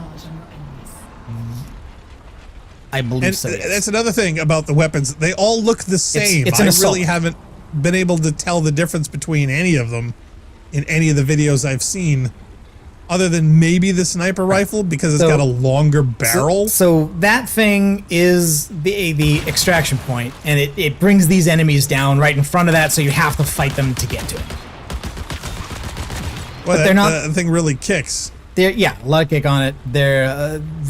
That's not, again, it's not supposed to be a hard fight. They just want you to escape. Okay, so now you're gonna loot the bots? No. Do the bots have anything? In this case, no. Okay. Okay, you got 12 minutes. You're gonna try to extract now? Is there a penalty for extracting early? No, there is not. So, for instance, if you go in and you grab a couple pieces of loot and you want that, but again, I would say, like, yes, if you stay in the game longer, you might survive and extract the loot, but it seems like the only thing you get to keep on that is the loot that gets converted to credits or currencies or materials, stuff that you can't lose. But if what you like is that you picked up a good gun, there's no more risk for the gun now than if you equip it on the next run. And if you just put the gun in your vault and don't use it, then what was the point of getting it? I'm wondering if anybody's run into a companion cube. Well, I always thought that certain loot would spawn in, but only at certain times or points. So, I mean, theoretically, if you spawned in a random location and go into a building and get the greatest purple weapon ever existed, and then go for extraction, you could be in the game for all of 30 seconds, and suddenly you've got the greatest gun in the world. True. But if you've got 18 or 20 minutes, and that particular loot didn't spawn until 16 minutes into the game, and you've got 2 minutes to find this super weapon, that to me makes more sense for players that you want to make sure all have an even or a better chance, and the ones that are better and last longer, they have a shot for it. As opposed to the newbie that just tripped over it. They are not trying to do that. You can trip over really good loot But again, the only point so is totally that like random, and you can get something instantly. Yeah, you don't really achieve anything by exfilling early because the only thing you can do with that loot, especially if it's a gun or a chip, is to go into another match with it. If you put it into your vault, it's not useful. They really don't want, like, this is not made. It's not made for the Destiny players who demanded more and more vault slots so that they could treat the whole thing like they Pokemon want to vault everything and collect them all. I think like that was not, I think, what Bungie wanted out of that. What Bungie wanted was more like this, where players are unique because of the things that they've collected. Although in here, the uniqueness is forced because they're going to take away your stuff every time you die. Yeah. I love Shane Bishop in the chat. He says, yeah, remember when HUDs were intuitive? Well, see, the thing is that intuitive is a relative concept where, give you an example. If you give an iPhone to a person who has never had a cell phone in 30 years, you would look at the interface as intuitive because you've had a new cell phone every other year for the past 20 years. Whereas this person has never touched a mobile device in their lives. You find it intuitive because you've evolved with the interface. You've noticed all the changes. You know how the touchscreen works and sliding left and right. And you know all the finger tricks to get it to do what you want. It's intuitive because you're experienced. Whereas someone who's never had a cell phone before, and believe me, I've seen a few, where you look at it and say, why do you have every single application open? And they're like, you can quit applications? They don't know how to quit an application in an iPhone because they've never done it before and nobody's explained it to them. So when I see Narc doing this thing, he's basically a really old guy with a new cell phone. He has no idea how this works. Yep. And Bungie is not bending over backwards to try to explain it to him. No, and like I said, they're not aiming this at the old fans. It would probably be too old to play this kind of game anyway. But I do also notice, like, okay, so they've given us a couple pieces of loot here. Survival kit. Self-repair speed, okay, I get that. Revive speed, okay. Hardware, what does that mean? Firewall, what does that mean? Ping duration, I can kind of guess because you can, although there isn't a full motion tracker though, the HUD does track things when you see them and you can ping a thing to mark it on a map so people in the same fire team can see that. Right, where it highlights bad guys so it looks like that only lasts so long and this plugin makes it last longer. Well, you don't want ghost hacks 24/7, otherwise people would be sniping you from 5 miles and, cover becomes meaningless. But yeah, there's not a lot of context for this because A, brand new, and B, they're not labeling everything with a giant, There's also do you want to know more? There's also nowhere to be in the game world that isn't a live game with threats and a timer or a menu. There's no social space. So there's nowhere to go and kind of look at your character and try on outfits or just like that. There are menus that let you do that, but it's not a game space. It's just a menu. No. Well, the other thing is that if it were, think of all the things that you would need to go with it. And I mean, what's really funny to me is that when we go in and play the original Destiny right now, I'm amazed at how many people are there. Yeah. How many old people are there, how many mid players are there, and how many new people is there. I mean, we saw blueberries in there that were all running 1s, 2s, 3s, 5s, 8s. Well, we were doing that too. I mean, they may have done a couple of 40s. They may have done just what we did. They deleted their character and they started over because it's fun. I went to D2. I was in the tower for 30 minutes looking over equipment and gear. Do you know how many people I saw in the tower? Guess. No, I don't know. One. And he came in after I was going to orbit. Okay, so here I'm trying to decide. I know this is a tutorial, but should I just go for the exfil or should I go to another area and loot it? And eventually I think I just cowered out on the idea that it probably won't be worth it. And then I take fall damage from that fall. Oh, okay. All right. So when you fall damage, the top one started blinking red. Yeah, so that I would say is your shield. Okay. But shouldn't one of them? I mean, So wait a minute. So is that your shield or is that your health? I still don't know. I'm assuming it is whatever. It is whatever I just restored by hitting the smart heal button. I would think the shield would go first before your health would go down, but again, that's just me. That could be. Oh, James Jones says, "Yeah, you guys finally playing the new game. How is it?" We're not. We're not. I played a bit this. in the online test. Yes, Narc did a test and to get a first-person eval for us to critique.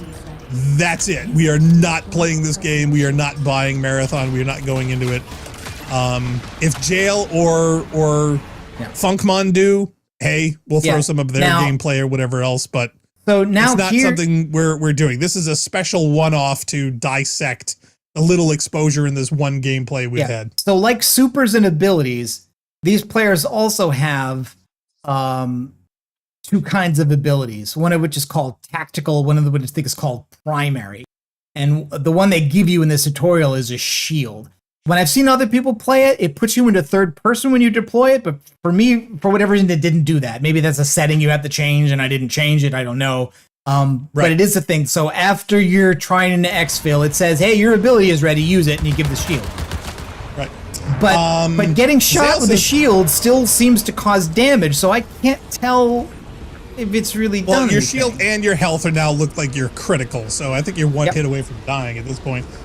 Zale says, counterpoint Black Star, an intuitive control is swipe to answer function for incoming calls. Someone who's never had a cell phone before knows how a phone could answer an incoming call. Right. Well, yes and no, but I've seen footage of people who try to do it, and instead of swiping to answer, they either poke it or they swipe the screen incorrectly and miss the area that they're meant to swipe. So you're crawling now, Narc. Yeah, so he's literally right. So I'm waiting now for the timer. I'm waiting now for the timer I've activated to complete so that I can leave.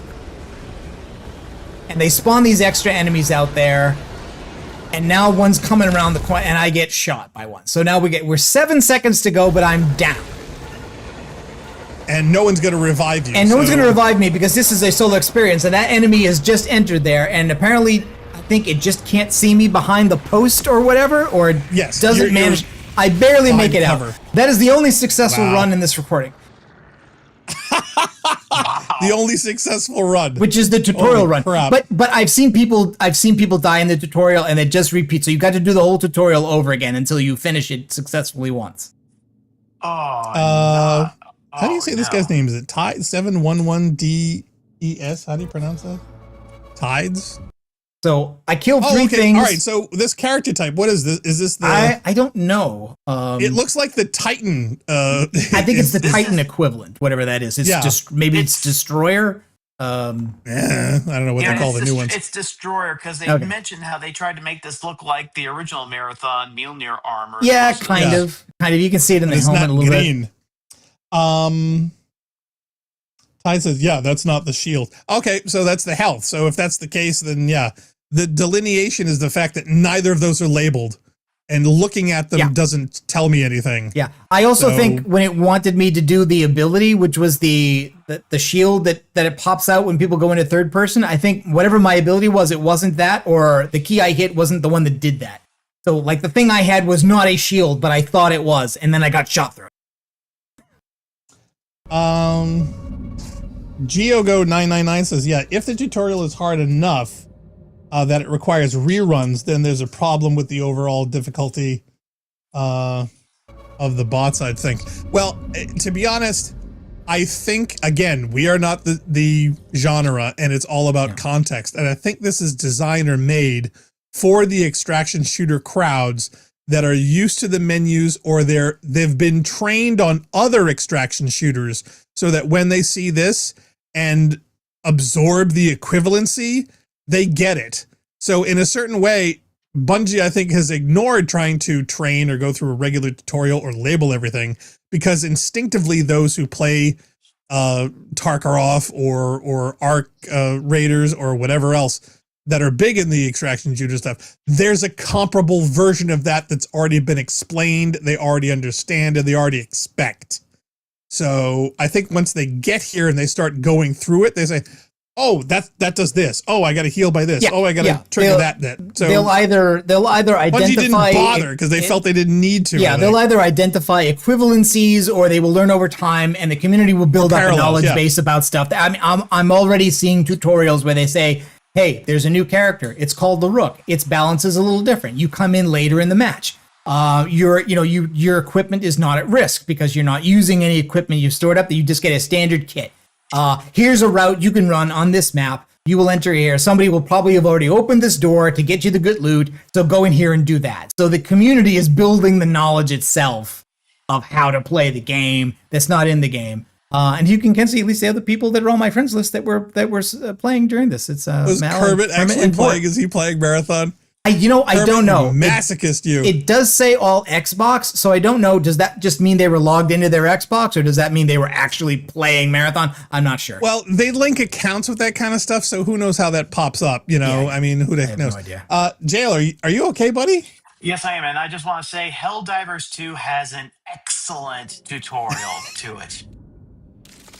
Well, somebody needs to tell Bungie about it because this one, so far as I can tell, does not. I mean, I mean, we've skipped around a lot for this, but I gotta say, if there was a decent tutorial, Narc would show it off first. So here, I mean, this is what we get. So this is what we've already dealing with an XP bar and a seasonal reset, right? Ooh. And now we're told about the factions. These are the different companies that offer contracts, which are basically like bounties. So, Traxxas is the only one I remember from the Halo days. Yeah. So, is Mida in here? I think Mida is one of the locked ones. I think it's that one. Oh, okay. All right. So we're not seeing all of them. They're no. well, everything unlocks over time. Okay. Well, yeah. Traxxas is the only name that I recognize. Yeah. Everything but Cyber Acme is locked at this point. Okay. Now, if there's nothing else in the menu that helps you dissect or contextualize. No. And as far as I can tell, watching people stream it, this is where the real game is played. The real game is played. The minutes you're going to spend in this game is spent here. It is managing your inventory. Management, the game. It is picking what you're going to store. It is picking what loadout you're going to go into the field with, and then it's manipulating the inventory containers in the game to decide what is worth taking and what is not. Well, GeoGo also says, to be fair, Portal is 90% tutorial, and no one noticed initially. True, but again, that's a puzzle game that ramps up difficulty based on a concept with the Portal weapon, of which they slowly introduce you not only to its individual functionality, but then its ultimate functionality. So it doesn't even start you out with a fully working Portal weapon that does both things, and you know, you can just jump in and go through it. It paces you slowly through that on several levels before you get the final version. So its progression in tutorial was really, really well done and well paced out for new players. That is definitely not present here. They literally throw you in the deep end. They start lighting sparks under your ass, and you've got to figure out what to do next. Yeah. So we've got this is the weapons and the weapon stats. I think that is more or less comprehensible. They have told you here that some stuff they've basically converted into credits for you. And then down here, there's equipment, cores, and implants. I'm not sure what the difference between cores and implants is. I have no idea what cores are. Equipment here, this icon kind of looks like a grenade, but nothing here says grenade. Yeah, I can't even tell what that is. It says you have two of them, I think. The icon for shield kind of looks like an Ethernet jack. I'm not sure why. I was going to say that. But okay, the shield simply, and again, I only know this because I've seen it contextualized in other trailers and other marathon media, is that and again, you did not know that you were this destroyer class playing this. The only way that I could probably tell you'd even know it is if you saw a trailer with that character and you looked at your arms and said, oh, okay, I'm a destroyer. Yeah, so and there did not appear to be a choice. Tell you that, it seems kind of dumb. But the destroyer class has this thing of actually deploying a shield in front of you like a Cabal in Destiny or Destiny 2, where you have this glowing shield that absorbs damage for a certain amount of time. I think I was supposed to be able to do, and thought that I had done. Well, it's tied to an ability. What letter does it have in your menu? Because it said be able Q. to select the it said Q, and I'm pretty sure I pressed Q, but I'm not sure that's what I got. I'm not sure because it didn't look the way I'd seen it look when other players do it when I see them. Because it basically pops you into third double person. Tap it or whatever. I don't know. Again, I don't know. I'm surprised that there is no training level on like the ship before you're deployed. Like the Oni thing where you like really you get to test every ability your character has in a completely safe area with no real timer on that, even though the computer's nagging at you to finish, right? There's no actual consequence for ignoring it. Well, see, again, it's the artificial urgency. There's and they do that in a lot of their games. no place in this game where you're in control of your character, where there's not a clicking timer and someone who could be crawling up behind you in any second. It doesn't exist. Yeah, I can't say that's fun for. Oh my God, is that? Wait a minute, wait, back up. Is that auto? That's just my friends list. It's not. You scared me. It's saying they're offline. It wasn't saying he was online or playing the game. It's just. Because if Doug was playing, I was like, "Holy shit!" No. Just to jump into chat would be great to say hi to Doug. Yeah. So here are your controls: Alt fire, reload, toggle weapon action. Okay, swap to weapon, switch to knife, switch to weapon, next weapon, previous weapon. Wow, they just love the switching. But that's fine. I mean, that's like Doom controls, right? That means weapons are on Doom controls. That's fine. Hold to zoom, light attack, heavy attack, quick melee. Scroll down. Can you scroll down? Well, actually, no, I don't know. No, it's a video. I can't scroll down. But also, weapon selection, which I know this is fairly common, is also on the mouse wheel, and I hate that because that is a real good way of getting a weapon change when you do not want one. Oh, totally. Especially if you're using middle zoom, middle mouse button to zoom. Yes, exactly. Yeah, that's a waiting to get hurt. Okay, here's the welcome message finally. After you've gone in and done the tutorial and come out of it, now here's the thing, which says, here's what it is. You will have access to the tutorial and onboarding of these 2 maps, 5 launched runner shells, although again, when I ran that one, no choice. Scavenger mode. Didn't even tell you what you gave you. They've basically taken that from Tarkov, where what they call a rook in this is what Tarkov calls a scav.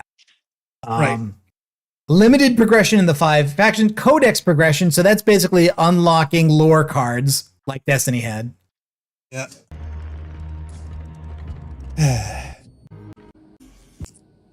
More details. Yeah, I'd love more details, but it doesn't seem to be detail oriented. So now it's saying, okay, so join a faction, get a bounty. I'm not a joining kind of guy. Cyber Acme was the company that made the terminals in the original game.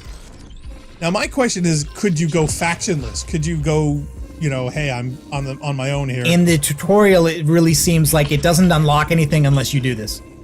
Wow. Okay, so no choice. You have to pick some side somewhere. Not a fan of that.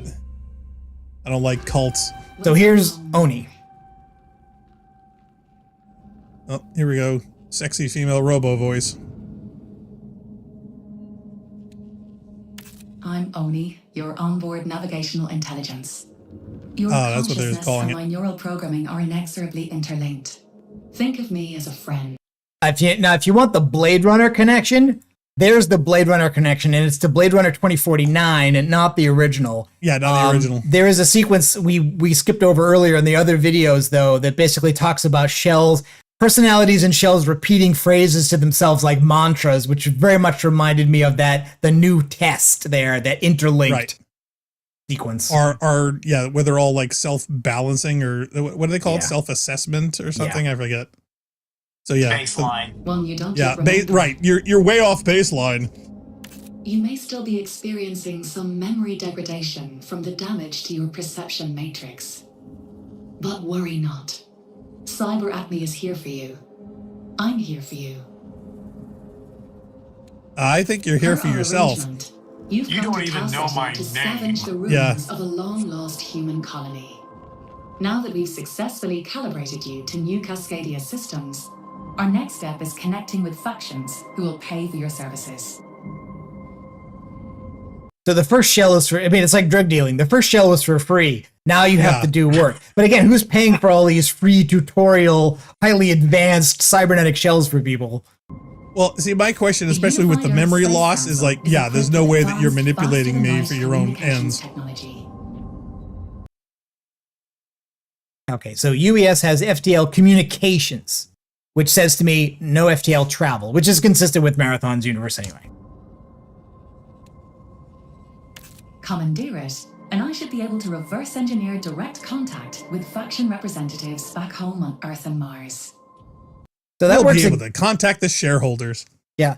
Now that works against my interpretation that all of these people that are being hired are psyches in computers back on Earth. Because now this robot is saying, I need to take another step now to put you in contact with them. So who are we? Maybe the people who are locked in the computer. You know, maybe they're doing the thing. Didn't they do this in Destiny? What was the Destiny location where we went to where everybody was living inside a simulation? Yeah, Deca says, yeah, really not looking like my cup of tea. Well, you know, it makes me wonder how many of, you know, old school Bungie fans are even going to take the dive at all. They may try the slam or they may try the testing thing, but how many of them do you think would even want to long-term this? Neomuna. Blackshot, you remember Neomuna? Yeah. I think that's what they're doing here. So what I'm guessing is, like, when there are all those recordings and all that lore about people like something terrible happened and we did terrible things. We're horrible people. I think that's who we are. I think the runners are the computer translated constructs of the colonists, because then it places them here, which makes sense. This is telling us now we have to do a thing to put you in contact with Earth and Mars. So people from Earth and Mars aren't coming here to loot. It's things that are in a computer already here. There's some computer on this planet or on the Marathon that contain the psyches of all the colonists, and we're selling ourselves out to Earth and Mars. Well, here's the thing. Keep in mind, you definitely have obviously put a lot of thought into this. No, not much, honestly. But, well, a lot more than the average, let me tell you. I think going down the speculative rabbit hole is real easy to do. And for a lore depth history that Marathon has, I think it's also interesting. But to be honest, I don't think they've spent nearly this much on this lore for this game at all. I don't think the game is going to reward this kind of sleuthing. Although, again, they're already doing things like, oh, I found a terminal. I did a thing and something lit up and it said something cryptic at me. And this is going to hint at something that's going to happen next. And not only that, but also expecting some payoff down the road that never arrives. All I can think of as we're talking about this right now is, do you remember the level in Destiny 2 where there was the mechanic with the war priest, and we spent umpteen million speculative, optional, deep thought, lore enticing and cohesive mechanic explanations when all it came down to is, no, you just got to go behind this rock and look at these lights. No, I know. And that was because I think this is right now. We're doing the giant deep dive on something that is going to be incredibly shallow. The thing I was thinking of was that 99 launch trailer where you pulled a gun on an elite and the elite put his hands up. Yeah. And I interpreted that to mean maybe we were going to have to capture and manage prisoners. Because otherwise, why would you do that? And I think the reason why they did that was, have to interrogate them. They didn't want to get information. I think at Macworld they didn't want any blood. So like nothing, there's a lot of shooting in that video and nothing ever gets hit and nothing ever bleeds. Or that stuff just wasn't in the game yet. And so that was the only thing you could do. You point the gun at the character and they raise their hands and that's it. That was the only thing you could do. The rest of it is just it's tracer fire totally going everywhere and nothing being hit. Because that made more sense and made you look better rather than him throwing his hands up and then you just popping him in the head, which is what would happen in actual gameplay while they released a video game. In the promo videos for this game, they are absolutely leaning into that, which is like you're doing that not just to enemy aliens or robots, but like to each other. Like they're just doubling down on that. But yeah. Okay. I gotta say though, chat, keep going because I love the fact that this is blowing up. I'm sorry I can't get to everybody's speech because we're diving deep into the vid though, but please, by all means, continue. Yeah. Also, I would say, like, compared to the screen for taking a Destiny bounty, these screens are all very busy and it doesn't seem to know where to direct your eye. Everything seems to be equally important and nothing is. Well, like I said, the evolution of an interface, they're going for a very old school aesthetic. I do see a little DNA with the where typeface, the menu the colors, are from Destiny. The shape of the boxes, everything's a friggin' round rect. The shape of the boxes and the colors are all talking old school 90s stuff to me, is what it is. And like you said, with the icon delineation, they don't speak to you yet because, again, contextually, we have no frame of reference. Well, I mean, I should like it. None of them are going to be obvious. It looks like a Palm Pilot. I should like it, but I still don't. Yeah. Well, see, again, we've moved beyond it. They're bringing it back. What is this? I know money. It's like, oh. It's like, okay, so these two slots are Counter-Strike. That's these what two slots are daggers, but then there's two that are, what is the temperature? Dude, temperature under walking around water? with a knife the way that you are, all that to me says Counter-Strike. That's it. This one at the bottom kind of looks like maybe it's a key. I would have been more interested if they had like a value system based on the type or interesting or lore specific loot that you found, rather than credits being a thing. Right. So there's guns and there's upgrades for the guns, and then there's shields and upgrades for the shield, and there's plugins for your shell, and there's seasonal experience, and then there's also capstone upgrade. So like, how many treadmills are you putting into this? Exactly. Right. Well, not only that, because at the beginning, they've now told you that no matter what you do, all of this is going away at a certain point. Instantly tells me that nothing I do with this matters. I think these are probably the things that reset seasonally, unlike the loot, of course, which you can lose on a run-by-run basis. Right, totally. Which again, they don't want people getting attached to things. And why do those numbers only go up to 6 instead of 7? Well, it's 0 to 6. Was new, so that is 0 to. I just figured this is a marathon. Everything should be 7. Yeah, it should be 7. Everything should be 7. It is. It's just 0 index, so it doesn't reach 7.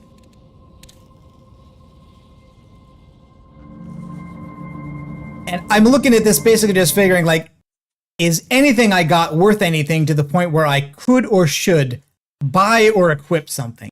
And I would say no. The game gives you almost no guidance. It doesn't seem like any of this stuff can be unlocked, so I just kind of give up on it.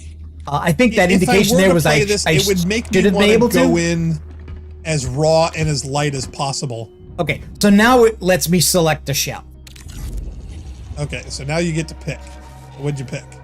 Well, see again though, but it just says prepare, and I don't see any other menus, and there doesn't seem to be anything on here to click to indicate to change shell. So I just clicked prepare, and that seems to choose the shell because now I'm choosing the zone.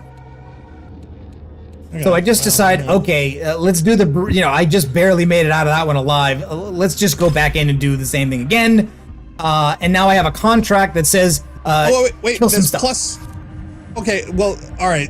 So the indicators, those aren't plus or minuses. They're not adding or changing characters.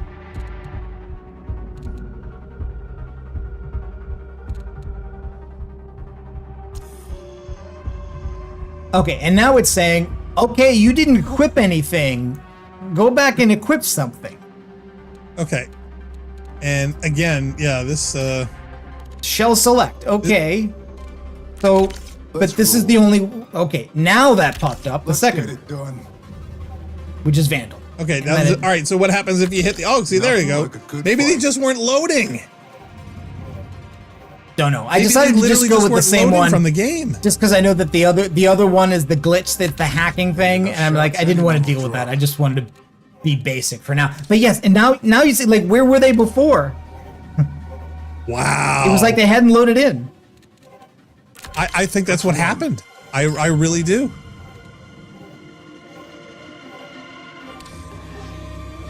And yeah, you're all set. So okay. Pause this for a second. agility, I just want to loot dissect speed, the left. melee damage, prime recovery, tactical recovery, self-repair speed, finisher siphon, revive speed, hardware, firewall, fall resistance, ping duration. This is more stats than Destiny characters have. Well, there are a bunch of hidden stats in Destiny, but I mean, yeah, that's true. And keep in mind, Destiny 1 had 3 stats. Destiny 2, I think they pumped it up to what, 6 or 7, and now they're like up to 8 or 9 or something. I mean, like standard tabletop role playing is 6. So yeah, they've gone all out as far as the sliders to change with, and I think this gives the perception of depth and variety. But as far as this being playable, moment to moment, meaningful, I have no idea. These all seems very situational. Yeah. Where the distinction between you and another character and you beating on another character, it reminds me of that argument that what's his name had about the bigger boots. It's like you run into another character and whoever has the biggest boots that kicked with their boots first wins. So if your recovery speed is 0.025 seconds faster than the other guy's recovery speed, you're going to beat that guy in recovery and he's going to die and you're going to win. Yeah. So all these little billions of stats is only to give variation to interactivity. But at the same time, it's so diluted to almost meaninglessness, because who can keep all of their ideas and playabilities in their head with this by just looking at this giant chart? Yeah. I just notice there's some redundancy here in the sense that under the shell on the left, there's a button there that says select shell, but at the top menu right, there's also shell select. And then there's vault and armory, and I would say it's not like immediately clear what the distinction is. A vault, I guess, is long-term storage.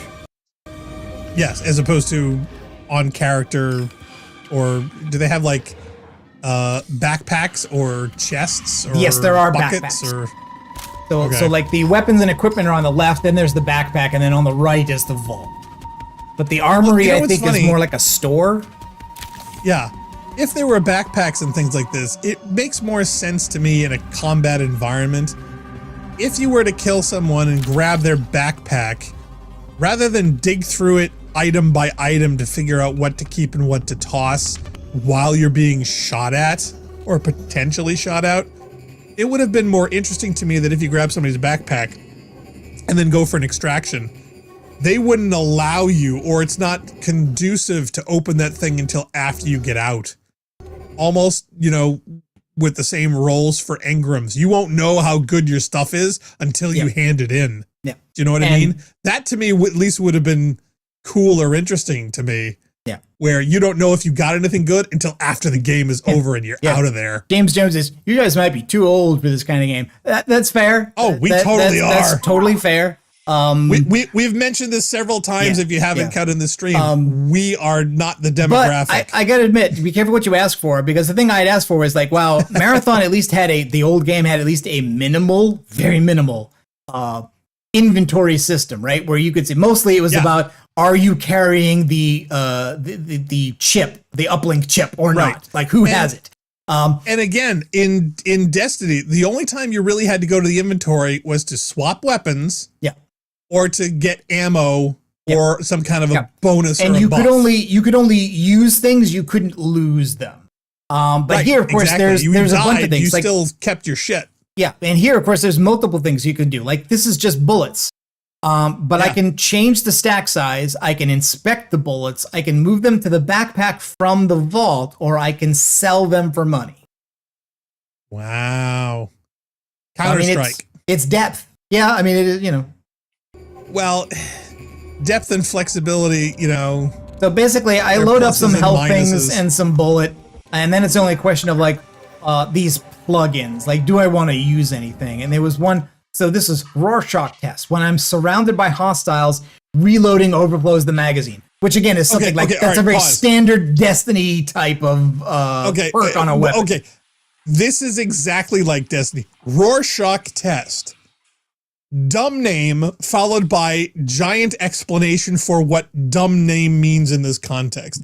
Destiny was full of crap like this. Rather than calling something what it is, they would come up with some kind of weird, convoluted, stupid, silly, hey, let's whip out a thesaurus and put these two words together to sound like we're cool. And then you've got a paragraph of saying, okay, this is what I'm really talking about. So they could have called this chicken feed and then oh, look, this is all what's, how this relates to this particular situation in this gun. I also don't know how this doesn't mean anything when you read it any more than Rorschach test does. Yeah, I don't know how this name relates to this concept. It's magazine overflow. I don't know what is that perk called in Destiny when you have it on a weapon? I don't remember. Which one? Oh, but the perk names also are nuts. So. There is one. There are guns that reloading overflows the magazine, so you get a slightly large. You get more ammo than you're supposed to have in the weapon. Field Scout, is Field Scout that one? That just raises the magazine size. But there's another one that reloading reflows the magazine. Kind of like what Black Hammer does. But yeah, right? No, I know what you're talking about. But again, all of those have dumb names. As long as you keep hitting crits, Black Hammer. Yeah. Overflows this magazine, so you never actually do a reload animation, but the gun is constantly that's the white nail reloaded. perk. Yeah. Again, dumb name. So nothing can get called what it is. The same way, they call strength and discipline and whatever. No, it's your grenade. So just call it your friggin' grenade, will you? Stop calling it discipline. This mod's name was at least a little bit better because it's called Optimal Prime, and it basically says that doing damage it's a transformer after you use your Prime ability grants you the effects of Energy Amp, which is also a thing. I don't know what it is. I guess I could click on it to find out, but that seemed more basic. And this one, if you don't like the weird names, this one's called Ornithologist. I told you, it's like they crack open a thesaurus, or better yet, they had ChatGPT said, hey, assign dumb names to all these things. And this is what they came up with. After aiming down sights, projectile impacts create a distracting bird call. Why? I don't know. I couldn't understand this at all. And I assume this only works on NPCs, because that'll make a noise in game that will sound to the NPC like a player noise, so it will attract their attention. But of course, it's not going to work on people. Like, people are going to hear the sound effect. They're going to know it's caused by this mod, and they're going to know that's a player using that plugin, not a thing I should pay attention to. Is there one called Birthday Party where you get a headshot and it blows off their head in a giant ball of exploding confetti? Yeah. I decided Ornithologist did not sound practical. Especially since I didn't want to be encountering other players, so I picked the other one. Yeah.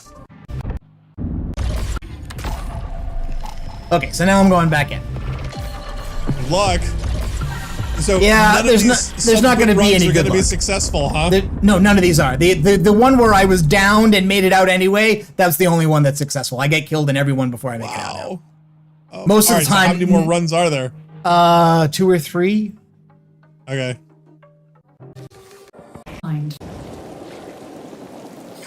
Now, were you killed with AI players killing you, or were you killed by actual player players killing you? Some of both. So I get killed by some UESC bots, but I also get killed by some players. Well, again, you're by yourself. So were you up against other players that are by themselves, or are you up against teams? Yeah. So there, I've just hurt myself again by shooting a thing that I thought was interesting. That turns out trouble lamps. Explosive device. Yeah, trouble lamps are explosive. Who knew? Well, it certainly wasn't a health pack. I guess not.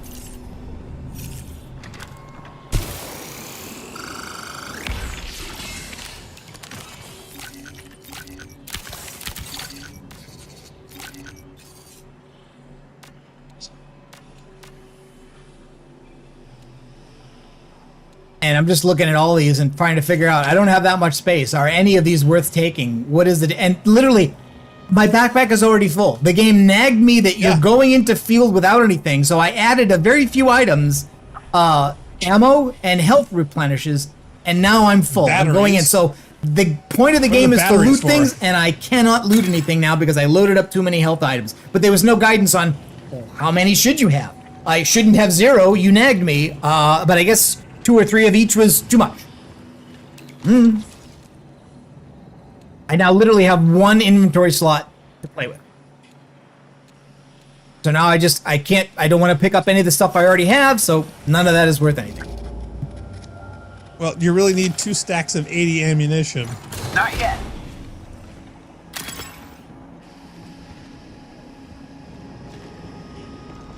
Now, can you like buy backpacks or anything? Can you buy more expansion? You can unlock them, and I'm sure I did not even look at the store. So in terms of Eververse being in charge of this whole thing, and this is like the hole is already broken. So I'm like, okay, I guess I'll go down. I'll come out. I'll know where I am then. Okay, so all right, so lore-wise, does that mean you are now returning to the same level that you were at, and the reason that door is open is because you opened it? It is the same map, but I do not think it's the same iteration. So I don't think that's open because I opened it, or maybe they just do that. Maybe they break all of those the second time you go in to create continuity. Okay, exfil's loading in 2:20. Yeah, so the whole all of them. Okay, so now I'm trying out the shield. I do not think I meant to do that. Okay, well, it works. But of course, you're lighting yourself up like a Christmas tree, so anybody seeing that tunnel knows you're coming out. Almost anything you do in the game attracts attention. So getting shot at, shooting anything, activating any kind of a terminal or a door or anything, they all make noise. Okay, here's my question. Have you gone around a corner and suddenly heard chirping birds somewhere? No, I did not notice any chirping birds. But here I'm just trying to look around. Like, okay, what does this place look like? What kind of stuff is here? Where is their loot? What does it look like? What objects are interactable? Although, again, the only interactable things I found are things I've shot, and they've all blown up and hurt me.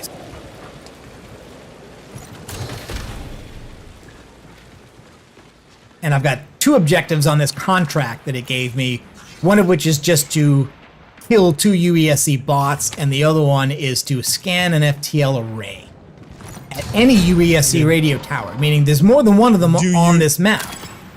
Yeah, do you know where that is? No. Ah. Well, there's a vent. Did you want to crawl in the Gunta vent? The one to vent. Do you have a flashlight? Because I do notice a lot of these rooms are dark. Some are perfectly lit, and other ones are incredibly dark. I think I poked around looking for one at one point.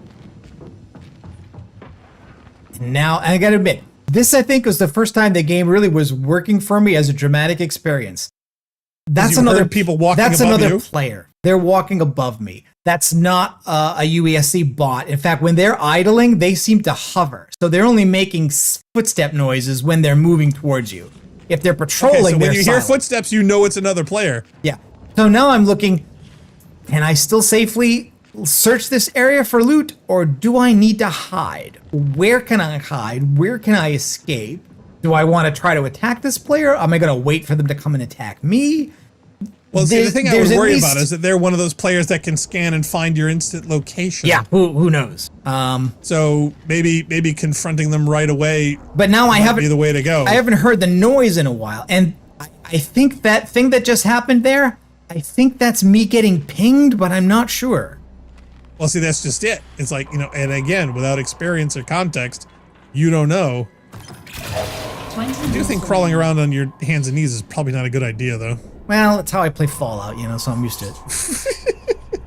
Well, you know, it's funny because I did actually introduce Destiny to a friend of mine, and when she was playing, her first instinct was to do exactly what you're doing right now. Yeah, and there's a vent. When you jumped into the Cosmodrome, she immediately dropped down and started crawling around everywhere. And I'm like, what are you doing? It's like, I don't want to get shot.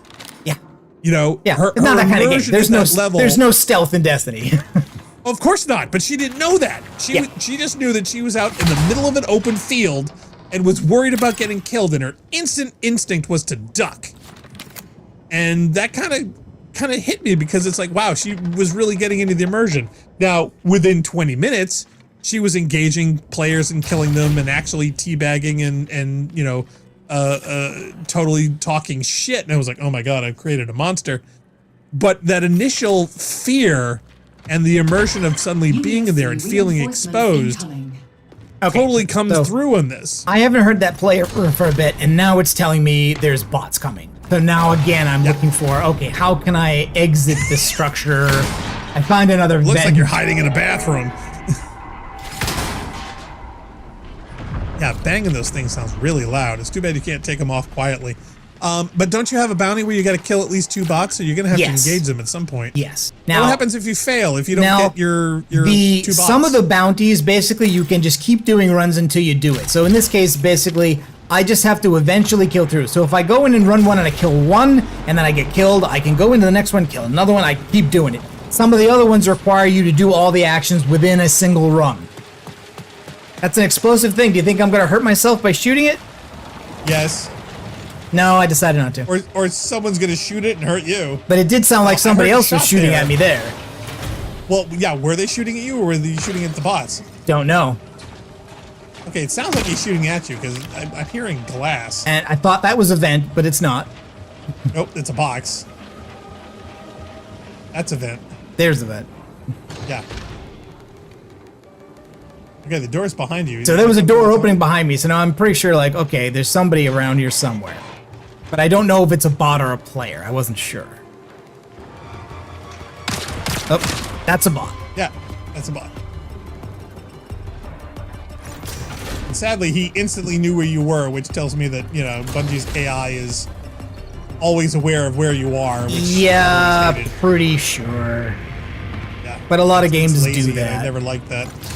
Like, but the walking over ahead of you, I got flashbacks of Alien Isolation. Yes, that was kind of creepy. And again, that was the emotional moment. Now, again, I don't think I want that level of tension all the time with a timer. Oh, that's what this game is. I do not think that would be entertaining for me, but it's a you. nice, as a certain kind of feeling to have in a game sometimes. But notice the thing about Fallout is that you can always choose to separate your fighting from your looting.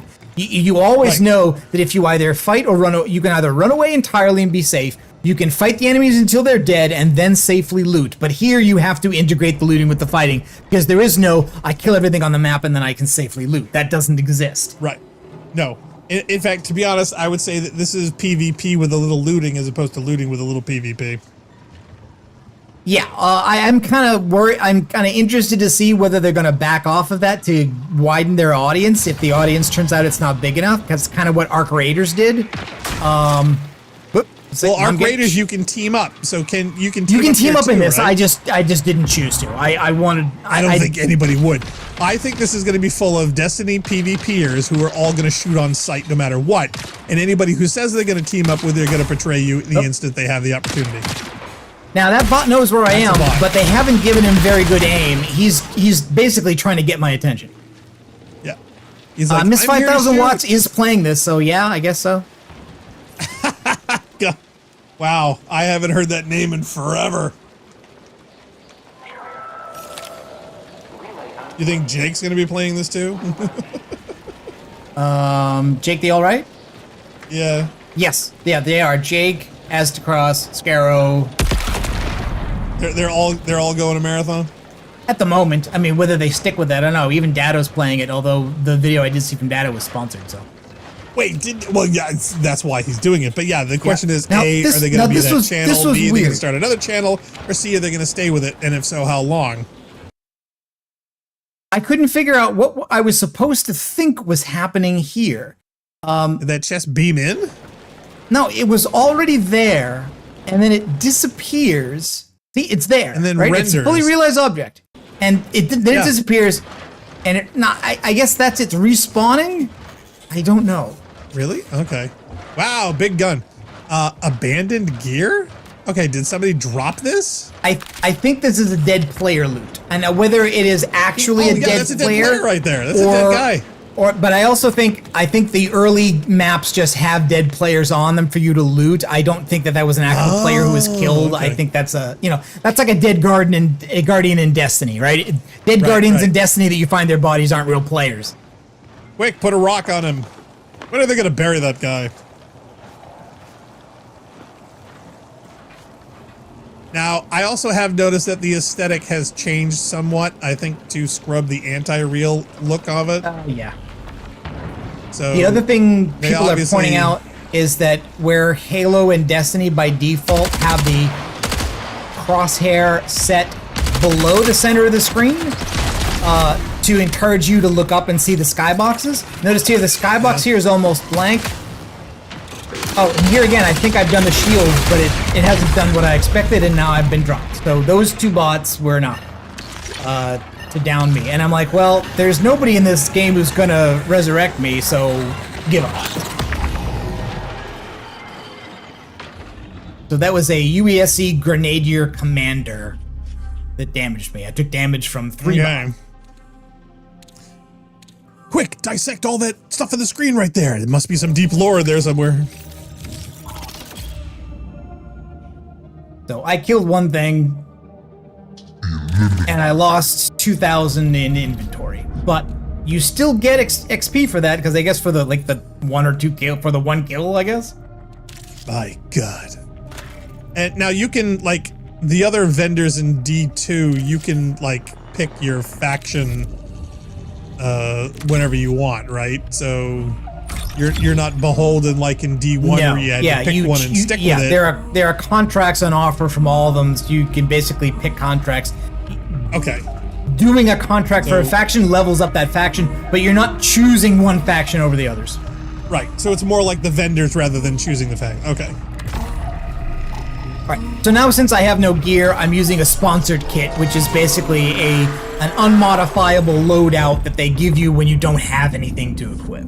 I've decided whatever I put in my vault from the last run, I'm not going to risk that. I'll go in, blank. Right. Well, James Jones says, yeah, it's basically a marathon where Apex Legends, but worse. I'm not sure how that's going to work out for them. But. Oh, well, I don't know whether everyone... Is this fulfilling a niche that everyone wanted and no one had done until now? Is this a solution to a problem that exists? Is this a solution to a problem that doesn't exist? Or is it trying to wedge itself into an already crowded market in a way that they think will either gravitate casuals more to this side, or is this going to be the answer to the I do like the little PvPers from D2 progress. that have not gotten everything they wanted? I honestly, I don't know. I'm struggling to care either way. Yeah. Well, look, we've seen several games now by high-profile studios spend millions of dollars in several years and then have them be canceled within a month. Yes. Oh, well, please. What's the latest one that has horses in it? That Highguard. And before that was Concord. Highguard. They got the giant announcement at the Game Awards for the last big show thing, and like the next day, everyone was dumping on it. Well, and the developers came out and said, the reason we're doing bad is because of you. I know, it's you, right? I learned it all by watching you. Yeah, it's all the players, it's all the fan base. They all hate the Twitter. So here, I came into a different area of the map and said, okay, I'll just look around. I mean, I don't know what's going on here. Come on, man. We worked really hard on making sure that that horse can jump through that geometry. That's awesome. You want to do that. This is going to be really? so different from all the kind of hero shooters you've ever played. Well, I've never played a hero shooter, so no. I see what you mean about the floating around. I think it's probably so that they didn't. I think it's so they don't print walking everywhere. Yeah, I think it's so you know the difference between them making noise and not making noise. Well, so when they're not alerted to you, they're not making noise. So if you hear a bot making noise, you hear noise, you know it's either a player or a bot that's alerted to your presence. I think that's a potential benefit. But yes. To be honest, I think it's probably more like this. Think of all the materials and walking variations they now no longer have to sync with character movements by having them hover. They don't walk on wood, on ground, on metal, on catwalks, on stairs, and now in buildings, in rooms, on walls. I'm trying to locate none of that they have to worry about acoustically anymore by just having them hover. I think it really simplified a lot of things for the game designers. And think of all that overhead they don't have to worry about. So I figure, okay, let's not spend any ammo. Can I knife this thing? Stab it to death? And now there's somebody And now you're getting shot by a player at your foot and you're holding a knife. Yep. You literally brought a knife to a gunfight. Yep. That's awesome. But now I'm hearing stuff from both sides. Run, dummy. And that's a cloaked player. Oh, that's a cloaked guy. Is that a cloak bot? Yeah, it looks like a cloak bot. Yeah. Reload, reload, reload. Yeah, I knew that guy's coming through the door. I think I'm out of ammo at this point. Oh no, you're an you were inventory managing when they killed you. Yep.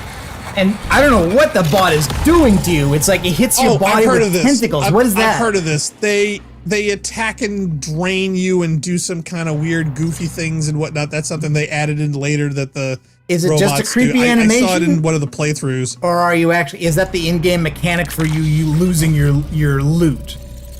Like, are you losing more when you die that way as opposed to any other way? Oh, I can't compare the two because I have no basis of comparison. But no, that whole tentacle attack thing and whatnot was recently added. I saw it in one of the playthrough videos. So I finished the first part of the contract now, which is just to kill 3 UESC bots. So I've done that, but I still have to scan the thing.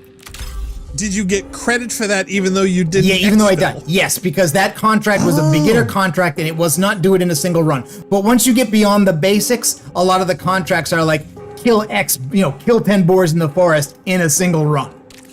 Okay, all right. I see. So then you get reset every time you die. But that one didn't do that to me because it was the first contract the game offers you. Okay, every time I see those giant blue boxes over there, I think that's an error message because that looks like a blue screen of death to me. Yeah, no, in this case, Seriously. what it wanted me to do is it needed you to hit that part of the inventory so you acknowledge that the armory exists. So I did that so it would go away. Wow. Semi-tutorial. It's like, look, this is a thing. Quick, hit this button.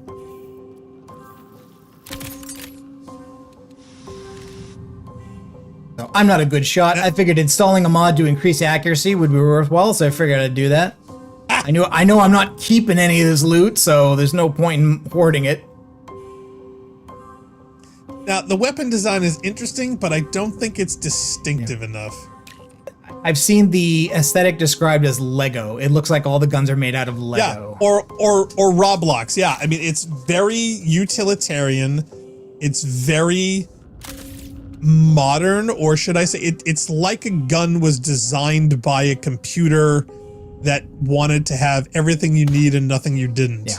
And there's not a lot of aesthetics to it at all. It's its own style and look. But unfortunately, it also means that it looks like every gun came off the assembly line by the same manufacturing computer. And by the way, since it's not clear, so you have 2 weapon slots, but I'm pretty sure that like Destiny, like not any weapon can be put in any slot, right? So you can't equip 2 snipers. Right. Not that they would be so any you can have like point a main weapon, a sidearm, and your knife. And the knife. The knife is standard. But in this case, though, the problem here is that I've got this weapon and I put the chip in it and now I want to equip it.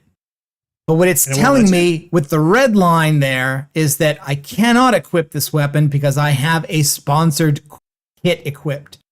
So since what I did in the last run was I accepted the new caloric sponsored equip, which is a standard loadout, it cannot be customized. So you cannot take the standard kit and then add in or swap out a weapon you want. You have to unequip the sponsored kit and then build a loadout from scratch. So many limitations. So it's telling me weapon is missing, and I'm saying I have this gun right here. Put that gun in this slot, and it won't do it because sponsored kit is equipped. And then I start noticing it. You already. It's on all the items. I cannot equip any items because they're not included in the kit. I have to unequip the kit. Can you imagine being a kid first timing this and running into this problem and have absolutely no idea what that means? And now I'm like, fine game, let it go. Screw it, I'm only going in with this gun now. I hope you're happy. All I want to do is finish the opening contract. I'll do it with the basic guns, so forget it. So I've put a chip in a gun, but I haven't equipped the gun because I'd have to unequip everything else. And I will say that if Funk were to buy this thing, this would be totally triggering to him because he can't stand butterflies. Didn't he already buy it? I thought he talked about him playing the other day, and it was already after the slam was over. Did he buy it? I don't know. Maybe. Oh my god. If he did and he's seeing this animation over and over again, I'm sure he's going to regret it. This is going to be the first Bungie game in 30 years I don't buy. It's certainly the first one I probably haven't pre-ordered. I'm pretty sure I even pre-ordered Destiny 2, even though Oh God, yeah. I remember those pre-order bonus weapons that we had for all of 5 minutes. Yeah. Okay. Remember, so now I got to do those one things, thing. those Hake ones? Yeah. Yeah. God. Scan the like, oh my FTL God, this is a cool weapon. Great. And this is still, look, by the I way, don't this need is still the beginner level. And I think the first time I saw the cloaked guy, I assumed that was a player because I didn't know they were cloaked bots. But after it killed me, it told me. So yeah. Hey, you know what? To be honest, I'd be more interested in this game if you had an option for bot only. Unpredictable. Do not trust runners? Oh, great. Yeah, so other players on the map are PvP. They're basically telling you whatever group anybody outside your group. Yeah, no, this is an alien life form, which these are the ticks. So these are supposed to be the same things that we see in Marathon as ticks. They're basically little spiders, though. Or arachnids. But the thing is that the moment you're doing that, I mean, you're totally announcing your locale. Yeah. Yeah. So now I took in no items that weren't in the sponsored kit. So the worst, 3 each of the worst level of healing items, but at least now I have spot I can pick stuff up. Ooh. See, the thing is, the moment you get stuff and are completely loaded up, then it just becomes a thing where the longer you stay, you're simply looking for better things that you already have. But you have no idea whether what you have is the best thing on the map or not. Now, also notice this small animation that happens at the upper right of the screen. Oh, yeah, the text that pops up. See, that to me is no different than the text that Destiny has in the lower left-hand screen that I also... No, there's the text, and then there's the M, which seems like it's telling you... That's telling me you can access a map. But no, there's a circular thing that pops up there. Right there. I have no idea what that was for. I assumed that was supposed to be alerting me to something I should look at in that direction, so I started to look there, but there didn't appear to be anything.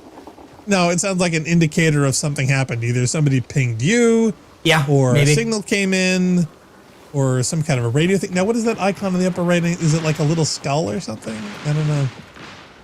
It seems to pop up and go away. Now we're hearing gunfire to your right. Yeah, well, I'm in the same part of the same map, so this is the same bot I killed last time. And one of his buddies killed me after I killed that guy. So you keep spawning in the exact same location all the time? These two, no, you don't. There are multiple spawn points on the map. It's just that in this case, I happen to have spawned from the same point. Oh, okay. And all these boxes are locked, so I can't open them. Of course. You're not higher level enough. You need to play this for 80 billion hours to open up these chests.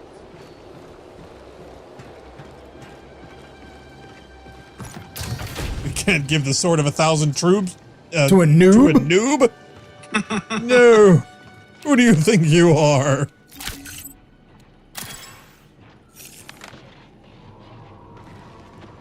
Okay, so now you're full. Let's get the F out of Dodge. It just makes me think it's like, wow, how many runs of just finding garbage do you have to go through before you end up getting something decent? See, now here you're looking at your shit and somebody's shooting at you through the window. Yeah, which I'm pretty sure is the same guy that was killing me before. I shot the guy in this room and then I got shot at from below.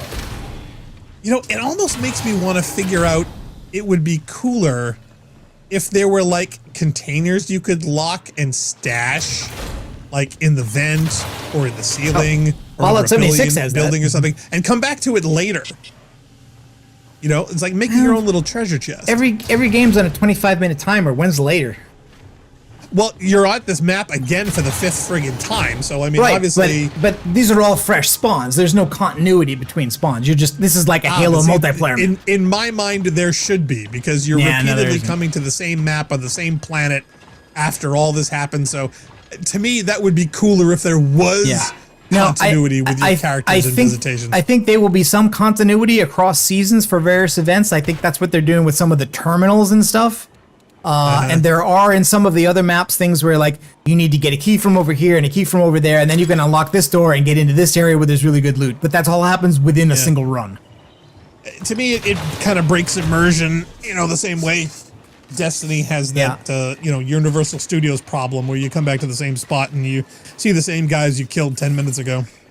Yeah, I think they're building up to end game like content, something like a raid that would be on the ship, and that's supposed to be the thing you build up to over time, like over Yeah, a because season. the ship was in the demo, and everybody talked about the ship levels they thought were really, really cool.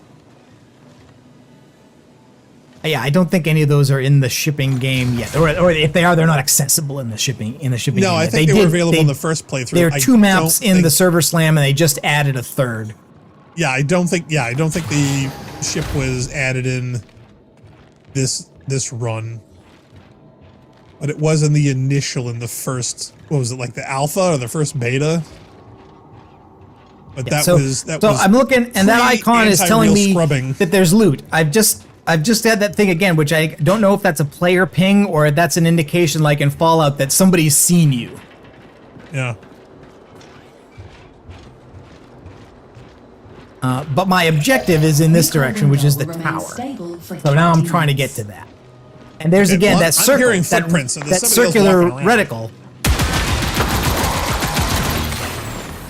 Oh wow, he wasn't happy. Well, I did start by shooting him. Yeah. I'm still hearing somebody behind you.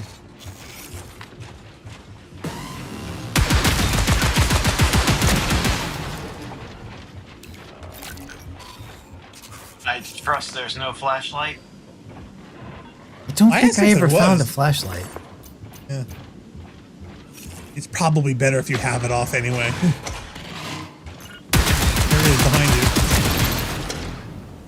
Suddenly Yeah, and notice I've got for loot almost pros no and shield, and the it's whole almost area if they depleted. can. Now I'm getting it back slowly. Well, If- again, assuming that is we're of shield. the generation where the shield auto regens after time. Yeah, We're not yeah, thinking exactly. of doing it manually. Right. Halo has auto-generating shield. Marathon has no shield at all. Only, well, actually, no, it has overshield. But again, you refill that by going to specific places on the map. It doesn't charge by itself, and it's not a consumable. Deca says, I honestly would not be surprised if this whole thing is occurring in a simulation. Do you know, I thought about that, especially with the memory modification that Oni mentions.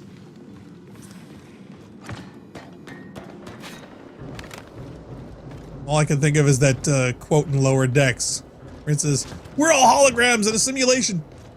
So Okay, so here's my objective. So here's the thing to finish off this contract. And I'm assuming, again, this is going to alert anybody who's nearby. But that's all it took, so that's over with. Great. Now I just Let's need get to the F escape, out of right? Dodge. Priority Yep. contract complete. So Okay, there's an so where's exfil your spot exfil? right there, and the one that has the skull icon, that one is guarded. That's the last one. So basically, like, at the beginning of the match, nothing is available. After a few minutes, they start to unlock, and then as the game goes, as the match continues, they will go away until there's only one left, and it's guarded, and the accessibility of that ends when the timer expires. Right. Okay. So what ends up killing you So here? I'm going for the near one at this point, but I'm just trying to make sure nothing can see me before I get there. And I think this may be the run where I can't see them. This run may be where a player gets me. And I know it has to be off to my left somewhere, but I don't see it yet. Well, my question is, when you fire up the map, what icon is you? Because I haven't quite discerned that yet. Okay. So let's go back and look at the map. Hold on. Okay, all right, I see the map, I see the exfil, I see the A1. guard. The A1 is me. If I were in a fire team, they okay. would list all the players and they would all have letters and numbers. So I'm at South Relay, I'm facing east, and there's an exfil point just ahead of me and to my left. Okay, I saw the activity icon and I think, okay, well, you're pretty active, so is that you? No, that's some other kind of thing. That's basically like the equivalent of a public event. Yeah, well, on your map, I see it has a waypoint, so I'm like, okay, well, he can't be the activity then, so what's left? Yeah, so now I think I hear something on the other side of that wall. Even though, yeah, so now that sounds like a player rather than a bar. And then there's that circle again. It's a door. And that sounds like it's a door.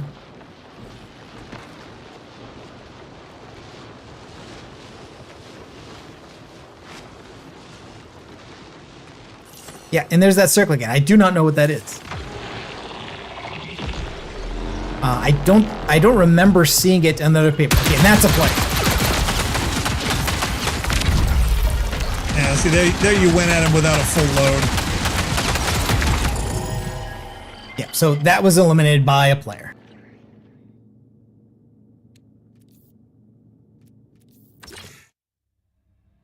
Yeah, you missed your shots, bro. But again, I still completed the contract. I didn't exfil with the loot, but I did exfil with I did complete the contract. You should have reloaded your weapon before engaging a target. You were not full up on your mag. You ran out right halfway through. And instead of switching weapons, you tried to reload. So that is it. Wow. Marathon. Not going to be playing it. So yeah. So as far as the deep dive in the lore potentialities, I think it's really, really cool to speculate. But no matter what theories between relating the old to the new, I don't think Bungie has bothered even remotely diving that much into it or incorporating that much into it. I don't want to be it's going to that be cynical. sprinkled fan service at best. Yeah, I don't want to be that cynical about it, but I don't think it'll be a satisfying exploration for me or for us. I'll be happy to be wrong. Just be sure to showcase it to me. I would love to see it. But to be honest, I think the most depth they're going to put into it is with the voice acting, simply because we know they've hired a billion voice actors. And they're not going to do that unless they're coming up with a billion pieces of dialogue. Yeah, I think that's where they're going to showcase the most is in with the dialogue. I do think, unfortunately... Go ahead. Oh, sorry. I'm saying these are not unknown total voice actors either. These are very popular actors who have been in a lot of hits. Exactly. I don't know what they're going to get for material, though. And the other thing I was thinking of, like, well, okay, if I don't play it, then people will record it and they'll put it up and I'll be able to see the interesting story presentation. But I don't think the presentation is going to be that interesting because it looks like it's all going to be terminals and audio logs, most of which are put in the context of the gameplay with the timers. So it's not as if, like, you could always watch somebody play Mass Effect or Halo and watch the cutscenes and get the story content. I don't know that anybody's going to dig it out of all of their Twitch streams to do that. Well, the question is, in Discovery, I mean, the one cool thing about Control that I loved is that when you discovered those items of cutscenes and the little films and the training bits, they're all they put it in a menu for you. Right, you could play them back on demand whenever you wanted. You did not have to wait on site for that. They do have that in something like that here. They have a code. They have the codex entries, which is you are unlocking lore by finding items in game, and yes, you do get to access them in the menu afterwards. Okay, so there's that. So yeah. Maybe that's what they'll expect. So at least people asked, there was somebody asked me on Mastodon, hey, what do you think of the new game? And I said, well, we're going to do a short stream about it today. Not really that hyped. I will kind of be watching to see if it gets more interesting over its lifespan, but right now the style of gameplay is too much of a barrier for the level of lore and story involvement that's being offered. Bottom line. And hey, they could change it a million times at some point. You know what I mean? And like I said, Narc and I are old school Marathon players. You know, we've been playing that game forever, even to this day. We're still playing expansions that fans have created for it, so we're still playing those. So if and when they come up with either a version or modify stuff to the point where it does interest us, maybe we will. Funk, if you say Funk's bought it, maybe we'll have Funk play it for us. You know, he could take lead on a stream and do that for us at some point. Maybe we'll do that. But right now, like Narc said, this is like the first Bungie game in what? 30 years. 30 something on years? Yeah. We're not planning on buying because it's not for us. Which is fine. There's nothing that I've seen in it that's changed my mind so far, and certainly not anything in this playthrough that's changed my mind. And their recent history and business choices and community things have just soured me seriously on a lot of it. If they had just hired Night Dive to remake Marathon 1, 2, and 3 in the Unreal Engine, though, I probably would have bought that. Yeah. Hell, I would have liked in the Tiger Engine if they literally married the gameplay gun mechanics of Destiny 2. Yeah, true. With this, I would have been absolutely friggin' thrilled. The RE engine. Yeah. Okay. So anyway, next stream next Saturday, 2 p.m. More No Man's Sky Remnant. Woohoo! And no Garbage. stream the week Tossing after garbage. that for work reasons. After that, I think the 28th is the last day of that expedition. So we didn't finish it the week before, then we'll try to finish it there if it's still available. We'll see. Well, yeah. Well, unless we finish it early, you know. I mean, we could end up. Are we off? Are we quicker. playing any off screen, or are we? What are we doing? I was thinking of playing a little off screen just because you did faster than me, and I wanted to catch up. Okay, But if you catch up, fine. If you go past that, let me know so that we can stay in step. I wanted to look at the video again to see how far you'd gotten, because there were a couple different things like the Gravitito balls and a few other things in other sections I was able to get, but I don't think I finished any one particular stage yet. I reached the second rendezvous was where I finished. Okay, yeah, you're definitely way ahead of me. So yeah. So just for, you know, maintaining our levels there, I was thinking of doing that, but I haven't yet. If you avoid using the auto trash feature, you guys will be saving a lot of time. So you're And definitely in a then better spot than I was. Yeah, and after we finish that expedition, we'll be going back to our playthrough of D1. Yay! That I'm looking forward to. So, all right. Well, thanks everyone for tuning in. And oh my goodness, thank you, chat, for jumping in to hang out with this. Anybody watching this video, by all means, there's lots of stuff in there.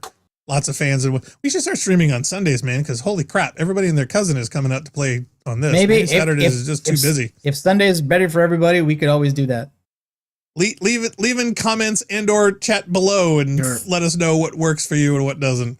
All right. Well, thanks everyone for watching. And by all means, feel free to check out all of our stuff on our YouTube channel. And until next time, we hope to see you then. Bye.